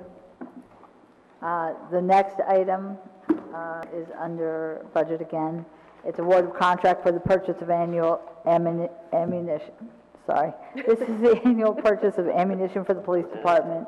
It's required for their mandatory training and their duty use, and it's purchased under state contract. Okay. The next item is the bond ordinance for renovation and restoration of the Zabriskie Shedler House. We will need to introduce a bond ordinance next week for when we put in the capital budget for the $200,000 for the Zabriskie Shedler Phase 2A.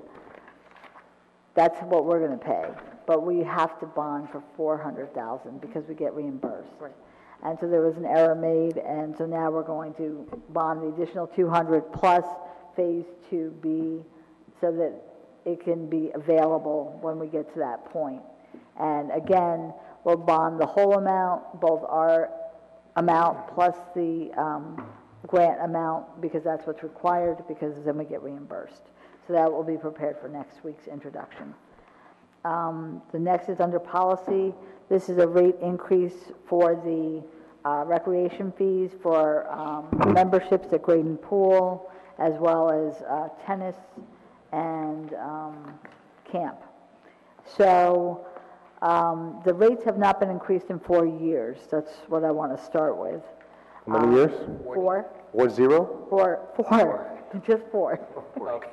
40. In 40 years it hasn't been increased. It's just 4. 4. Sorry. So right now the proposal is for the day camp fee for residents from $550 to $600. The day camp non-resident fee, we did at one point allow non-residents, and we didn't get too many is my understanding. However, certainly we could offer this at $850 for the season, and a late fee after June 10th of each year of $50. And the reason for that is they have a lot of people signing up very late in the season, and then they're trying to process it in time for them to start camp, because camp usually starts like the last week in June. And so the $50 fee, I think, would encourage people to register by June 10th, which I don't think is too much to ask. For the Graden Pool membership fees, the current fees for adult residents is $120, and the proposal is to go to $130 for residents, a $10 increase. For children, it's $110, and it's again to $120, a $10 increase. The early bird discount is a 10% discount from those numbers, so it would be $117 for adults and $108 for children. Resident memberships also for 2020. So this would be for both years, they would stay the same. So it would be a 2-year fee, which would remain the same.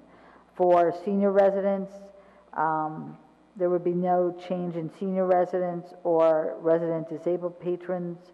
The non-resident adult would increase $20 from $200 to $220. Non-resident child would increase $20 from $175 to $195, and the resident daily guest pass from $10 to $15, and a non-resident guest sponsored would be $20. Now, the reason for this is that we have found that people tend to join, either a parent or a child, and then just buy day passes. And so we're not getting full membership fees from people, even though they tend to bring their families for most of the times they're there. The other, the resident memberships for the late season, we're recommending a $5 increase from 60 to 65 and for adults, and 55 to 60 for children, and that's from August 1st through Labor Day. And then the tennis badges, it's a $5 increase basically for residents and non-residents. So for adults, it's from $35 to $40. For children, from $30 to $35. Guest passes will remain the same at $5. Senior residents who are 62 and over actually are free, and that remains the same. Non-resident adult, $45 to $50, and non-resident child, $40 to $45. So, I don't know, maybe we should just take them one at a time. So, why don't we start with the day camp fees? And again, that's a $50 increase, allowing a non-resident to come in for $850, and then a late fee if they join or sign up the children after June 10th, which would be $50. Are you in agreement with that? I can tell you the day camp is the best deal in town, really and truly. It's a great program, and it's very cheap for, I believe it's a 6-week program, is that correct? And it's everything from arts and crafts to swimming daily to, you know, it's a great, great program, it really is. Okay, so everyone's good with that. I'll move on. So for the resident memberships for grade and pool, from 120 to 130, and children from 110 to 120. Everyone's okay? That's $10 increase. Okay. The the resident, where are we? The non-resident is what I want to go to. But we'll go to the senior residents. Again, that's no change. The non-resident adult would be a $20 increase. Non-resident child also a $20 increase. So can we get a spreadsheet that shows, I don't know, I don't think we've seen a spreadsheet on how the number of residents that registered early bird, how many registered? I have that. I can give that to you. You know, it kind of puts this whole thing Sure. in perspective because Absolutely. it's hard to understand like this. Okay. I would imagine that, you know, based on how many folks signed up August 1st through Labor Day, you know, you might have a different view of that price versus the regular price if you knew how many people registered that late. I mean, in my mind, if somebody's registering for August, maybe Nancy wants to come up and Do you join have us. it with you? If you have it with you, we could discuss it. That's great. So Nancy Bigos, the Director of Parks and Recreation. Hello. Mayor and Council. How can I help? So you were looking for Just make sure the microphone is you were on, okay? looking for those late fees. I'm just curious to know how many people registered, paid for the late season fees. We had 20 adults and 20 children this year in that category. Okay. And then, The year before, we had 8 adults and 11 children. okay, so we had, it increased significantly. I mean, not 8 to 11. And then how many residents took advantage of the early discount? How many? Early discount this year was, let me just look at just give me a minute.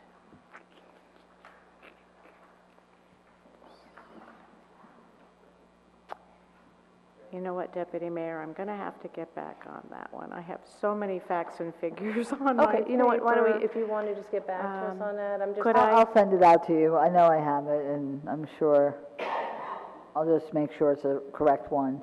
The only thing is, we'd like to introduce it if possible, but we can certainly, if you want, we can wait till November to introduce it. It's not a rush. Yeah, I mean, I might be okay with this. I just like to see where, I just Sure. like to understand where the numbers are coming from, how folks enrolled, and who took advantage of early bird, who just came late, and whether or not those people that came late, you know, whether or not that's Yeah, that's fine. the appropriate rate to be charging there versus the regular season pass. It's the hottest time of the year, and the water was crystal clear this year, so it's becoming a hot spot in Ridgewood. Other figures I can tell you. I Okay. can't tell you how many preseason passes we sold. Okay, so why don't we just get that information back, and then, Okay. um, Since she's here, why don't we just, what was the total number of adult and children resident memberships? Yeah, go ahead. Okay, so this year we sold 615 adult memberships, and wait, we sold 982. In comparison with 2017, we sold 686 adult memberships and 1,058 child memberships. so we had drop-off on both. We did. Okay, Our senior citizen and our disabled group, our categories stayed pretty flat. I gave you the late season. right. Our non-residents actually went up. This year, we sold 159 non-resident fees, badges, and last year we sold 152. We sold 71 child passes, non-resident, and last year we were at 67. And I can tell you we had 440 children in our summer day camp this year. And what about the previous year? Previous year for summer day camp, I'm going to have to look that one up for you also. Did you say 440? Correct. Okay, got it.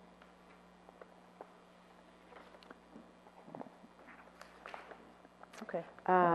Let me see. Last year we had 455 children in summer day camp. Okay, so we had drop-off again.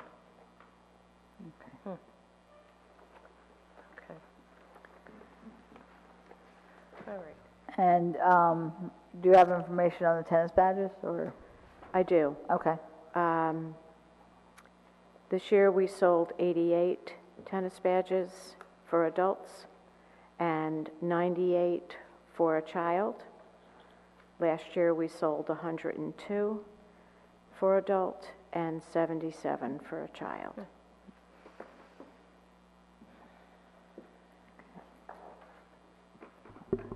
And non-residents, adult and children for tennis? Last year we, Do you have that? yeah, I don't have those. Okay. So we will get you the information. We'll bring it back on the 24th of October and discuss it again. Okay. And then we could always introduce it in November. That's fine. I mean, one question, because we're seeing a drop-off across the board. Raising the fees isn't going to get people into the door now, if they're not going now. So I guess also rethink a little bit what it is that we're going to do to get people, you know, excited to go and join up.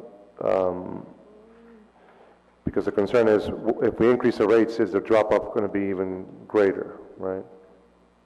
Really what you want, I mean, I would imagine that we want increased participation because that adds excitement and that actually then increases it just becomes more enthusiasm. So I'm concerned similarly that what's the reason for the drop-off, and will increasing the rates cause further drop-off? And then what is the value? Because you just have less people, so it might actually be a wash. Correct. Right. At Graydon, no pun intended. I think also some of the drop-offs in ed are cyclical by the amount of students per grade. Because I remember when my kids were little, you'd either have a grade where they were overflowing and they had 3 classes, or they barely could fill 2 classrooms. So I think That's the other thing that happens too, that you have some kids age out and then the next class is just a smaller class. And you don't have as many kids that would be applying, whatever the percentage. I believe you're right, Bernie, that there are many variables that enter into this type of situation. The weather is a big one, I can tell you.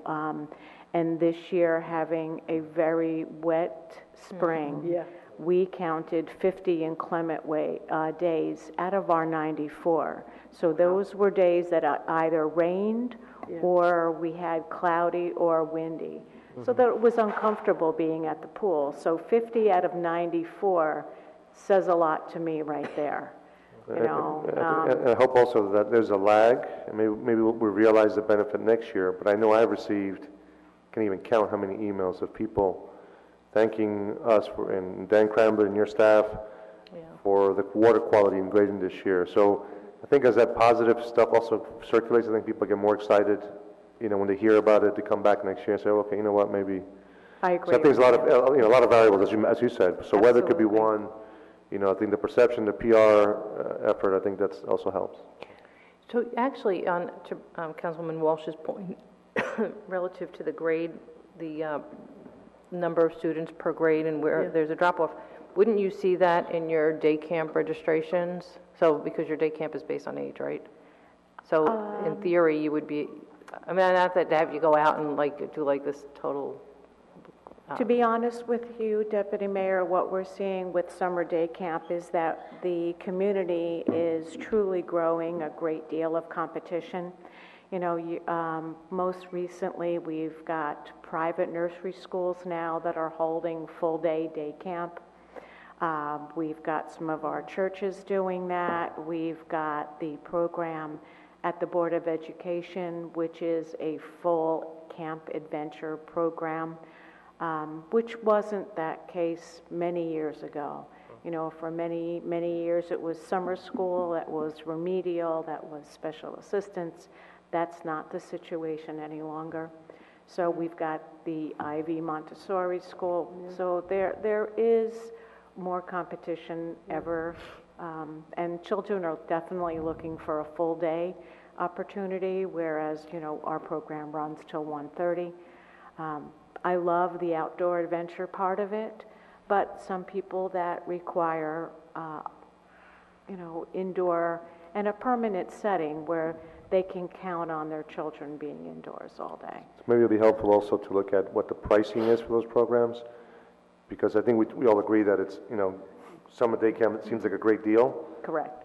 But if you're getting twice as many hours for just a little bit more, I think it depends on what you're looking for for your child. If you want them to have a fun outdoor play experience, this is exactly it. Someplace where they can go and discover and learn and make new friends, be safe. This is definitely your market. If you're looking for full day daycare from 7 a.m. to 7 p.m., this is not it. But I think we need to look at what the competitiveness is, because otherwise, again, if we just increase the price, do we just push ourselves back from a competitive standpoint? Or do you do an early bird special on that at the original price and then increase, and then if you start to get everybody signed up in March, you cut to the chase and beat everyone to the punch, I guess. That's another way to look Nancy, at it. question on the non-residents that we're getting to the pool. When did we start that program? How long ago? A couple years ago, or? As long as I can remember, Councilman, I will tell you at least 20 years.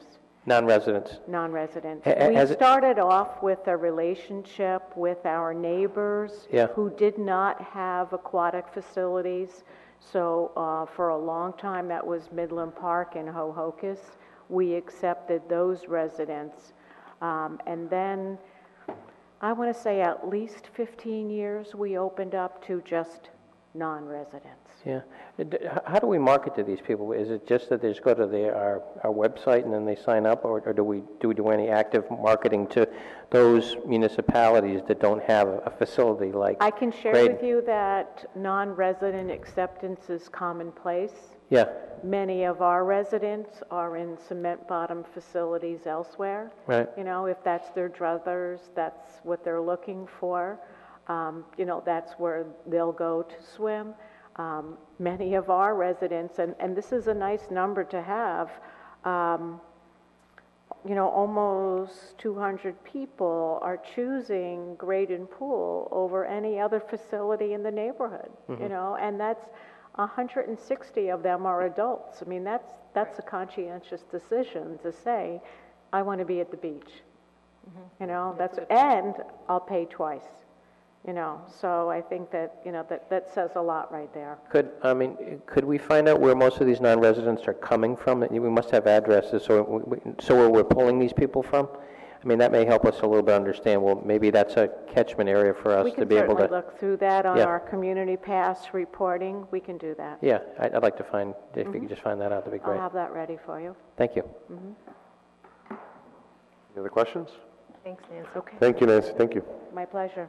Okay, so as I said, we'll bring this back on the 24th of October. The next one is a tree ordinance.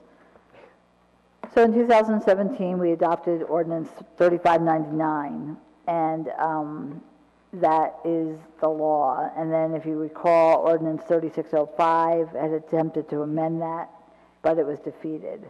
So in looking at the code book, Mr. Ruddishauser found out that actually what's in the code book and what was adopted was listing the tree species that had to be used. It requires a permit, and that's none of the things that we want. So, and it also requires you to replace a tree if you take a tree down on your private property, this is. And so he has created an ordinance which removes the requirement for a permit or to replace the removed tree. And so my recommendation is that we get this adopted so that it actually follows what our practice is. I read it. I'm good with the change. I'm really good with the changes. Yeah. Well, I think another thing too is, doesn't it give the arborist the final say over trees, whether they could be cut down through the sidewalk replacement program in the right of way? Yeah, and that's right. Well, the sidewalk would be in the right of way. Right. Yeah, not private property. Okay. Okay. All right.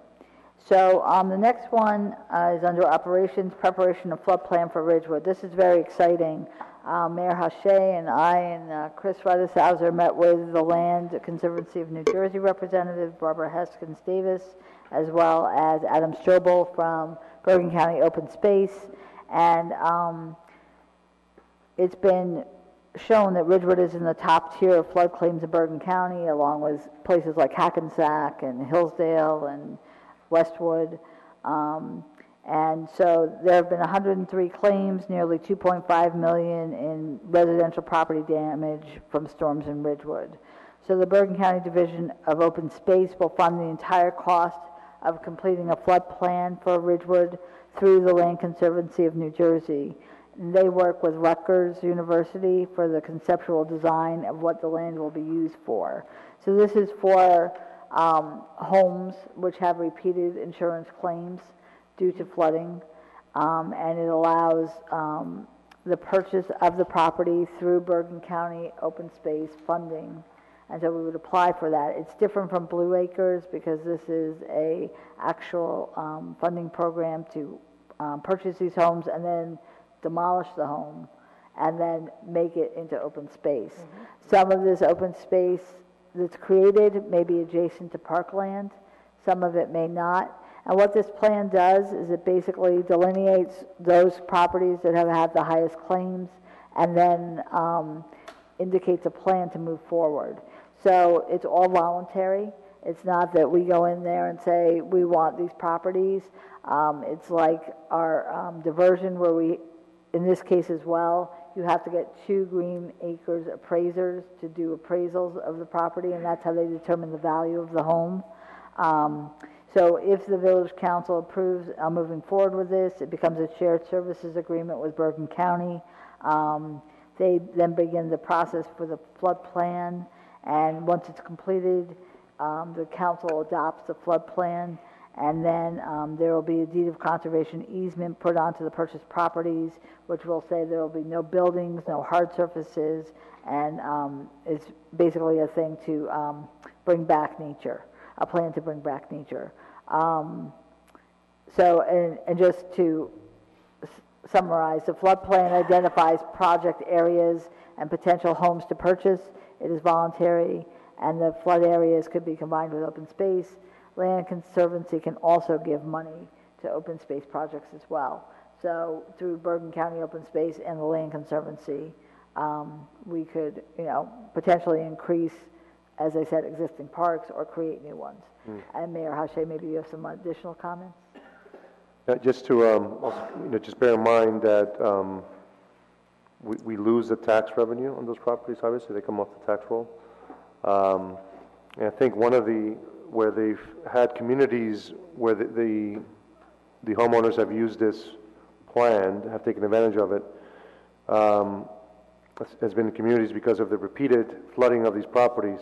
The marketability of them has decreased significantly. So they were almost at the point where they were considering just walking away from the property because of the resale value. And one of the concerns that came up during the discussion was the anticipated increase in flood insurance costs, which today is quite expensive, and they're thinking it might double or triple. So making the the maintenance and the ownership of these homes is going to be quite a hardship for the owners. Yeah, just a couple questions on that. Do we have a lot of homes that are in floodplains? We do. Yeah. And so, Heather, did you, I thought I heard you say this, is that if we identify a home as in a floodplain, we have to tell the resident they can't build anymore on that floodplain, on their property? Is that right? Something different. Yeah, this is to purchase the home. Okay. This flood plan is to identify those homes that have had repeated losses through flooding, and then to put in place a plan. And what Rutgers University does, they're part of this whole process, is that they kind of help you come up with a conceptual plan of what you might create once you do purchase these homes. Okay. And what kind of park or what kind of area, so that's really what this is based on. I had do you have a question? No.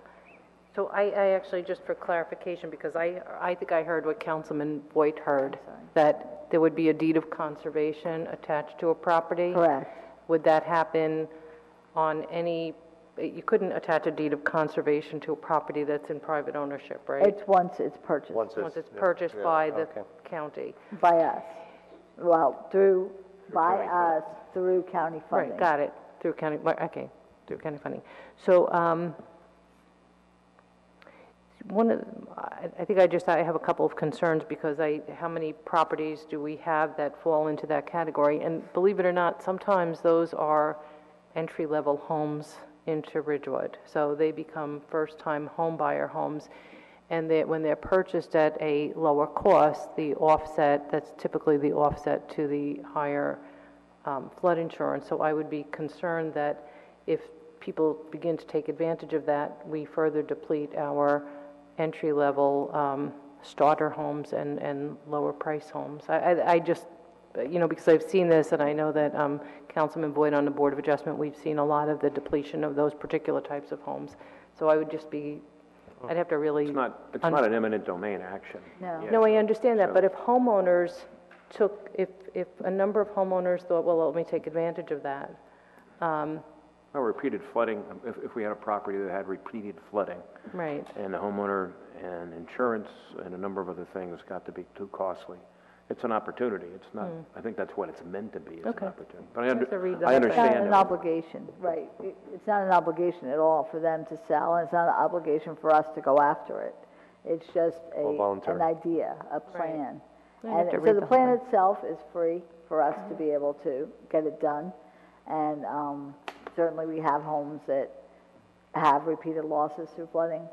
So I think it's about 8 or 10 towns currently have plans, and Oakland, which we know has a lot of flooding, they're in the process of purchasing their ninth home, number 9. So. I guess, and lost revenue, right? I think it's a good idea, yeah. Question is, what do we do with the information once we get it? So is everyone in favor of moving forward to have the plan prepared? That's up to you. I think if we look at what that would potentially be, I think it'll be a good exercise. Yes, you said, Councilman Boyd? Thank you. I'm sorry, I can't hear you. And is everyone else okay with us moving forward with the shared services with the county to do this? Yes. Councilman Seaton? I didn't hear anything. Yes? Yeah, no, I'm thinking. So Okay, this is the map, so in other words, this is the map here that shows us on the orange, is that the residential properties within the 100-year floodplain? Yes. So are those the properties that are subject to this, or they identify properties, but those are most likely? Not Yes. all, just the one that have repeated claims. Correct. Okay. And so where do we see that information as to who has repeated Well, claims? That's part what of the plan is part of the for. exercise. Part of That's the what it says. exercise, okay. Otherwise, we don't know. And so they go out and I guess they have to survey the homeowners?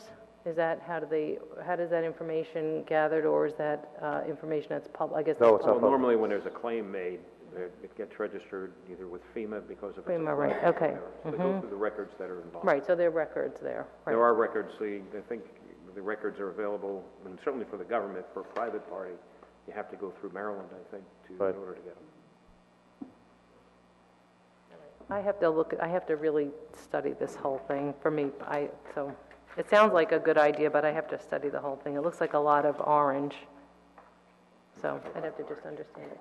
So if we go through it, it's just, it basically doesn't, we're not committed to anything, or No. it's just a plan that says if these houses become available, then we can buy them and turn them into a park or turn them Or into they something may else. But come to you. They may say, I have repeated claims, I've tried to sell my house, I can't do so because the cost of insurance is prohibitive for people to purchase my home on top of the taxes that they pay for the home, and I would like you to consider my home. They're in that group, and I would like you to consider it to be purchased.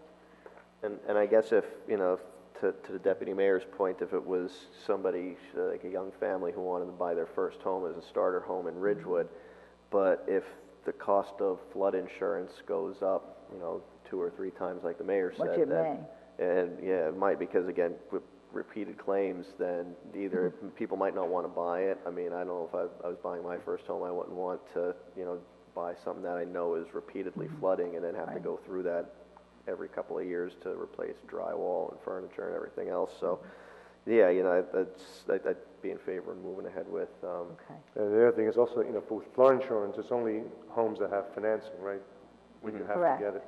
Correct. You can choose, not to if there's no mortgage on the Well, property. there is, yeah, Right, if you're going to get a mortgage, right. the mortgage, the lender's going to require that you have it.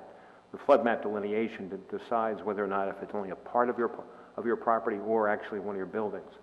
So that's really that's the identifying aspect.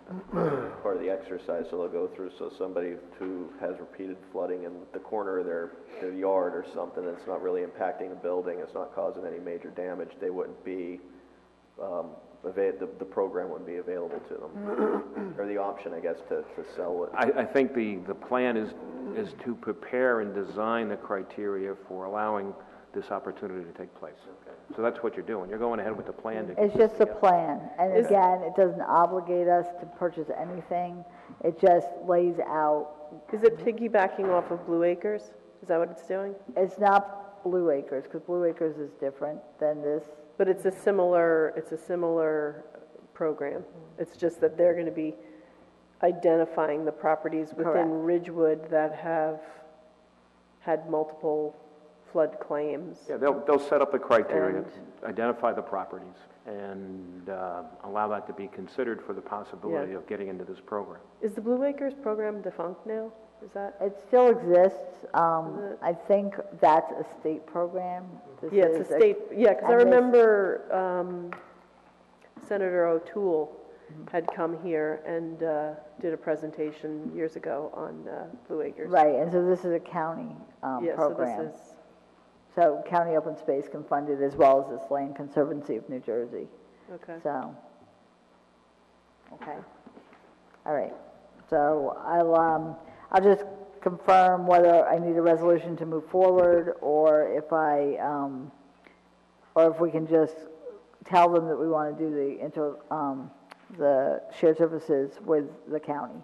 And whatever we need to do, we'll put on for next week. Installation of the creating Fairfield Avenue as a through street. I'm going to have Mr. Registauser come up because I know you had questions about this last week, and I probably didn't explain it as clearly as I could have, and so I'll have him do the explaining this week. Because somebody's confused. The map helps tremendously, so thank you for providing the map. Good evening, members of the council. The ordinance before you is to create Fairfield as a through street. That's the terminology we have in Chapter 265, designating principal streets, and also so that on a side street, if a condition warrants the need for a traffic control device, such as a stop sign, a separate ordinance does not need to be adopted by the council. Okay. At current, on Fairfield, the only intersection that has stop signs is the cross intersection of Pondfield.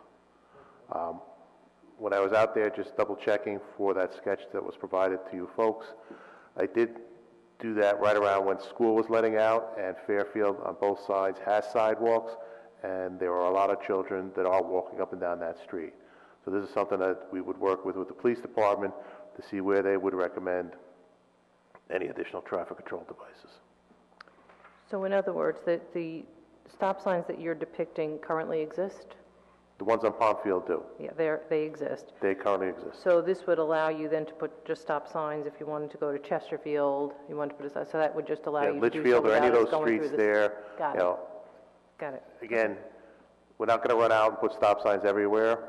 It's not necessary, but it gives us the ability, if we start to see a pattern, like a heavy walking pattern that says, say, Litchfield, which is close to the Glen Ave, it would be better for the children movement to have a stop sign, then we can install it without having to come to you folks for an ordinance.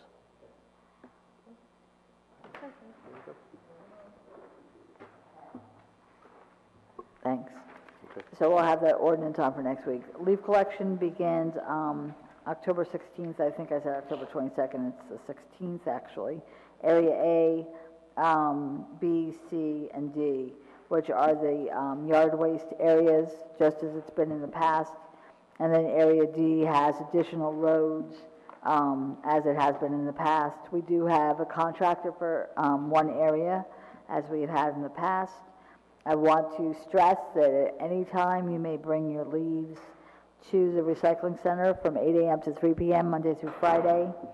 They may also be placed in paper biodegradable bags, which are available at the recycling center, first come, first served. And when you use them and leave them at your house or at your property, make sure they're on the curb itself and not in the street. Again, as I mentioned, these are leaf placement dates. After the final leaf placement date, do not put leaves in the street again until the next leaf placement date. Every area will have 3 pickups, and as usual, we use our streets department as well as the other departments who help out, other personnel from other departments who help out with our leaf season. We also have our permanent part-time employees who also help out with this. So we're hopeful that the leaves will cooperate and fall intermittently instead of all at once, which is usually what happens, but we have no control over that. We are going to update the website continually. We usually do fall behind. What happens is the first time there aren't a lot of leaves. By the second time there are quite a few, and by the third time there's usually been some weather that's delayed the pickup.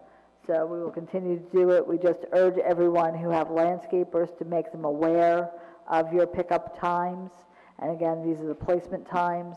And as I mentioned, after a street is completed, a picture is taken, it's date and time stamped. And so we do know, and we use those pictures if need be, if a summons is written. So if anyone has any questions, you can certainly call the street division village manager's office, village clerk's office, anyone of those people, those offices can help you and help you understand it if you don't understand it or don't have a question about the process. Okay. The next one is the Habernickel Park driveway. It's come to our attention that during the time that sports take place at Habernickel Park, that people park along the entrance driveway. Instead of going into the parking lot or parking on the street or on a side street, they park along the driveway entrance. So we'd like to designate it as no parking zone.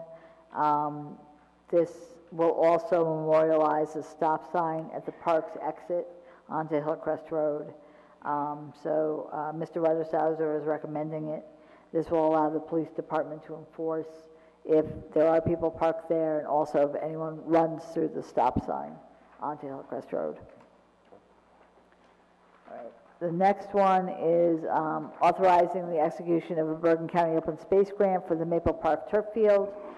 We received $100,000 for the Maple Park Turf Field to the open space, and so this will allow the execution of the contract so that we can get that grant money.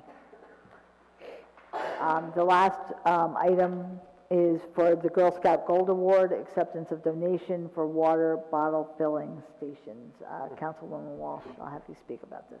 So I am actually speaking on behalf of Celeste Walsh, who is also one of my Girl Scouts. She's actually at college, so she couldn't be here, and I'm not going to steal her thunder because she wants to come back and do the presentation when she's here on break, but she had to get her paperwork in like all the other Girl Scouts by October 1st.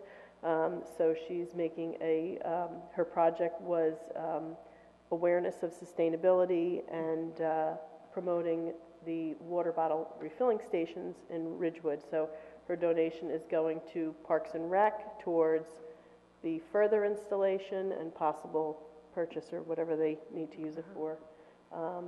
And like I said, she'll be back in December. It takes 6 to 8 weeks for them to review all of the documents. So she's waiting with bated breath, and she just wanted to thank Mrs. Bigos and the League of Women Voters Water Committee and their Take Back the Tap program that she also worked to bring around the idea of using refillable water bottles and using the stations in Ridgewood. Very cool. That's it. Wow. Yeah. Good job, Celeste. Yeah. Okay, the next item is a review of our next week's public meeting agenda. We have 2 proclamations. One is National Diabetes Awareness Month, and the other is recognition of the Spirit of America's Story, The Wall, which is a traveling exhibit that's coming to Ridgewood, which will give pictures and timelines of all of America's battles from the beginning to the present time. This is a huge exhibit, which is going to be in Bethlehem Lutheran Church, starting, I think, on November 12th, I believe, and it goes through November 18th. So I know that Bob Paoli from the American Legion has been instrumental in doing this, and some of his associates from the American Legion, and he is going to come, I believe, either to the October 24th or November, November 7th meeting, and discuss it prior to it arriving here. We're also going to present certificates of recognition to the 2018 U.S. National Taekwondo Championship team. We have no ordinances for introduction or public hearing for Ridgewood Water. We have several resolutions. One is awarding contract for the CAR granular activated carbon treatment system, authorizing change order number 1 for the granular activated carbon treatment system, and authorizing change order number 2 for distribution improvements and the Lakeview extension study, and awarding a contract under state contract for safety lighting for the Ford F-350.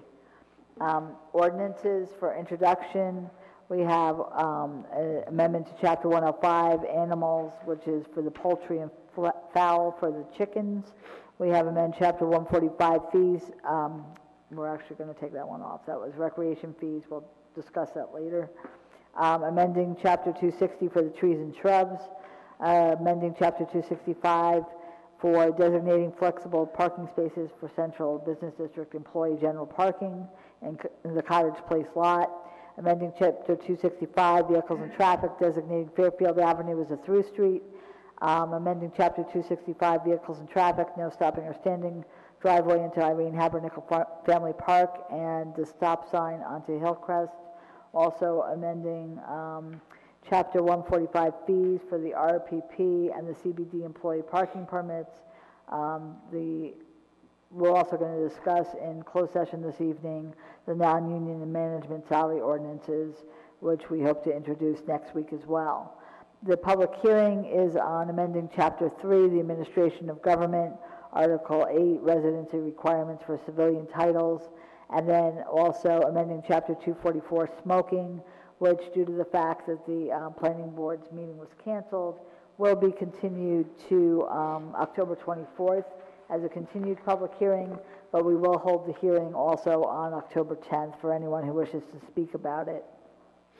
The resolutions include awarding contract under state contract for portable radio for the police department, awarding contract under state contract purchase of ammunition for the police department, awarding a contract under Houston Galveston Area Council Cooperative Purchasing Contract for a 2019 heavy-duty rescue fire truck, declaring property surplus, a 1999 auto car tanker truck, accepting the 2017 annual audit report, and also accepting the 2017 corrective action plan, approving submission of the 2019 NJDOT paving grant application for Spring Avenue, and approving submission of the 2019 NJDOT paving grant application for the Franklin Avenue streetscape, authorizing the preparation of flood plan for Ridgewood. Again, I'm going to find out what it is we need to do that.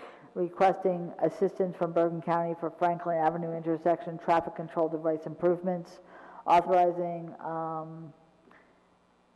execution of Bergen County open space grant for the Maple Park turf field, and accepting the donation of the water bottle refilling station. Is there anything that you'd like off the consent agenda? No. Okay.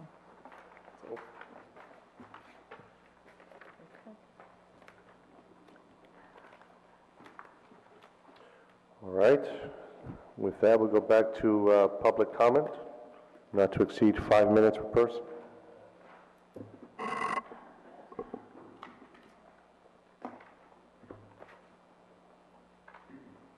Again, Rory Holiday. Hello again. I'd like to get a copy of the report that Ms. Maylander gave. Can I get a copy of what she read? Report? Which report?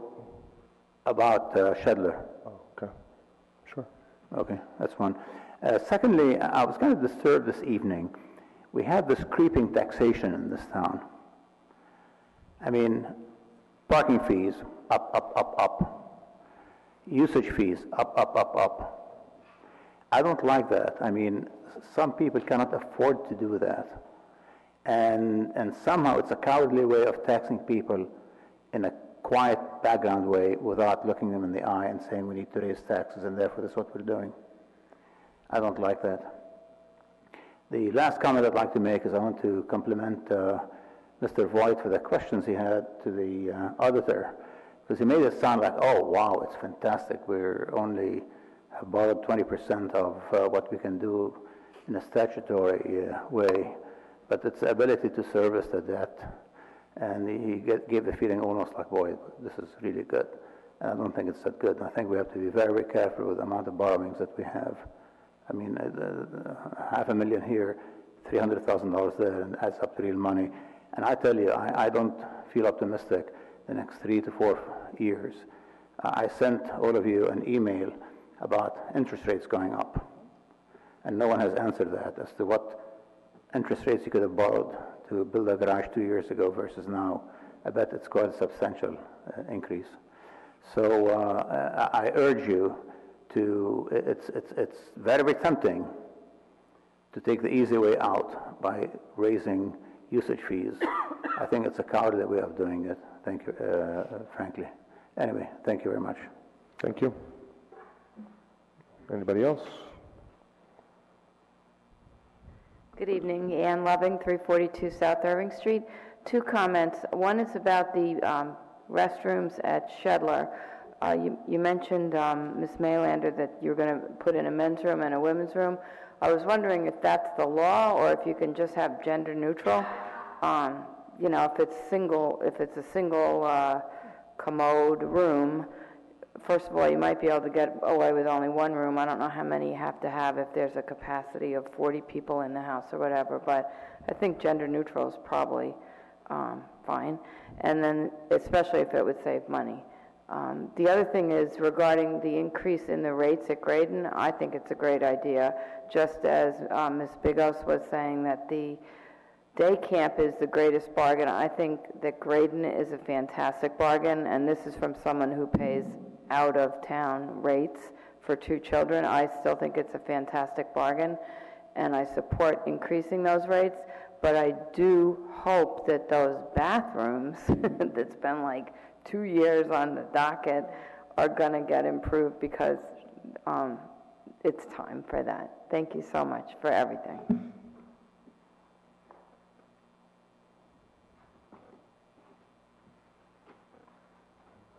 Good evening again. Boyd Loving, 342 South Irving Street. I'd like to echo my wife's comments that a way to improve Graydon and perhaps get more participation is to fix those bathrooms. As Ann indicated, we've been talking about that for 2 years. We had hoped that that project would get done this year. It unfortunately did not get done because of budgetary constraints, but the improvement of bathrooms would offer a great deal to the patrons of Graydon. Last week you heard from the library. I just want to make a few comments about that presentation. Personally, I think $7.7 million is a lot of money.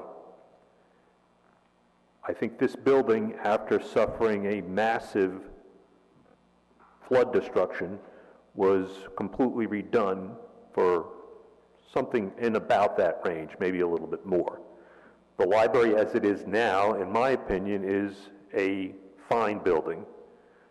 Maybe we could add some better lighting, some better painting, but needing to spend $7.7 million just seems to me like a little bit over the top. It was mentioned that the Maplewood Public Library is going to be undergoing a renovation, or they would like to undergo a renovation. I just looked online and I see that the last time that library was remodeled was in 1969. Our library was remodeled in 1998. There was also some mention about Paramus having just undergone a major renovation and a concern as to whether patrons or Ridgewood residents would flee to Paramus since that was a better library. I've lived in Bergen County all of my life, and I can tell you, if I don't have to cross Route 17, I don't cross Route 17. It's a pain in the neck to drive cross-county. I don't think that there will be many people from Ridgewood who decide to use the Paramus Library just because it's a newer facility. So I think we can forget about that. I also share some of the same concerns that the Deputy Mayor does with respect to the size of the proposed building and the seating, in particular in the auditorium. It was mentioned that there is currently, as everybody knows, there's somewhat of a parking problem in this lot out here. And when the director was questioned about, well, how do we get around the parking problem, I believe her answer was, well, we just have to tell the people who are using the athletic facilities that they can't use the lot here. Duh. That's not going to happen.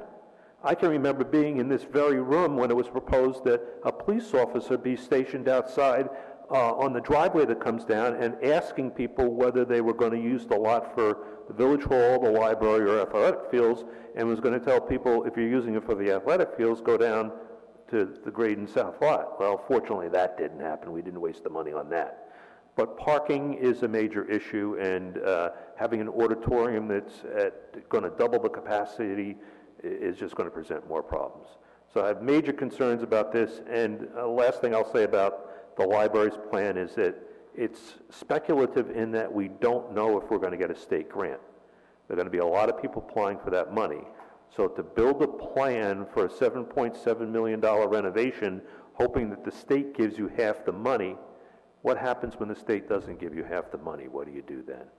So I think this really needs to be looked at before we proceed much further with the planning on that. Thank you very much. Thank you. Any more public comments? All right, close public comments. With that, take a resolution to go into closed session. Be it resolved by the Village Council of the Village of Ridgewood that the Village Council meet in closed session on October 3rd, 2018 at 7:30 p.m. or as soon thereafter, as the matter on the agenda can be reached, and that said closed session be held in the caucus room of the Ridgewood Village Hall, 131 North Maple Avenue, Ridgewood, New Jersey. Be it further resolved that the matters to be discussed in closed session are limited to legal matters to include potential purchase of property, Ridgewood water litigation, affordable housing, Green Acres diversion, personnel matters to include management and non-union employees' salary ordinances.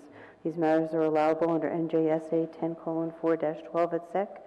Be it further resolved that the matters of this minutes shall be made available to the general public when such matters have been deemed completed by resolution of the Village Council. May I have a motion? So moved. All in favor? Aye. Anyone opposed? Thank you.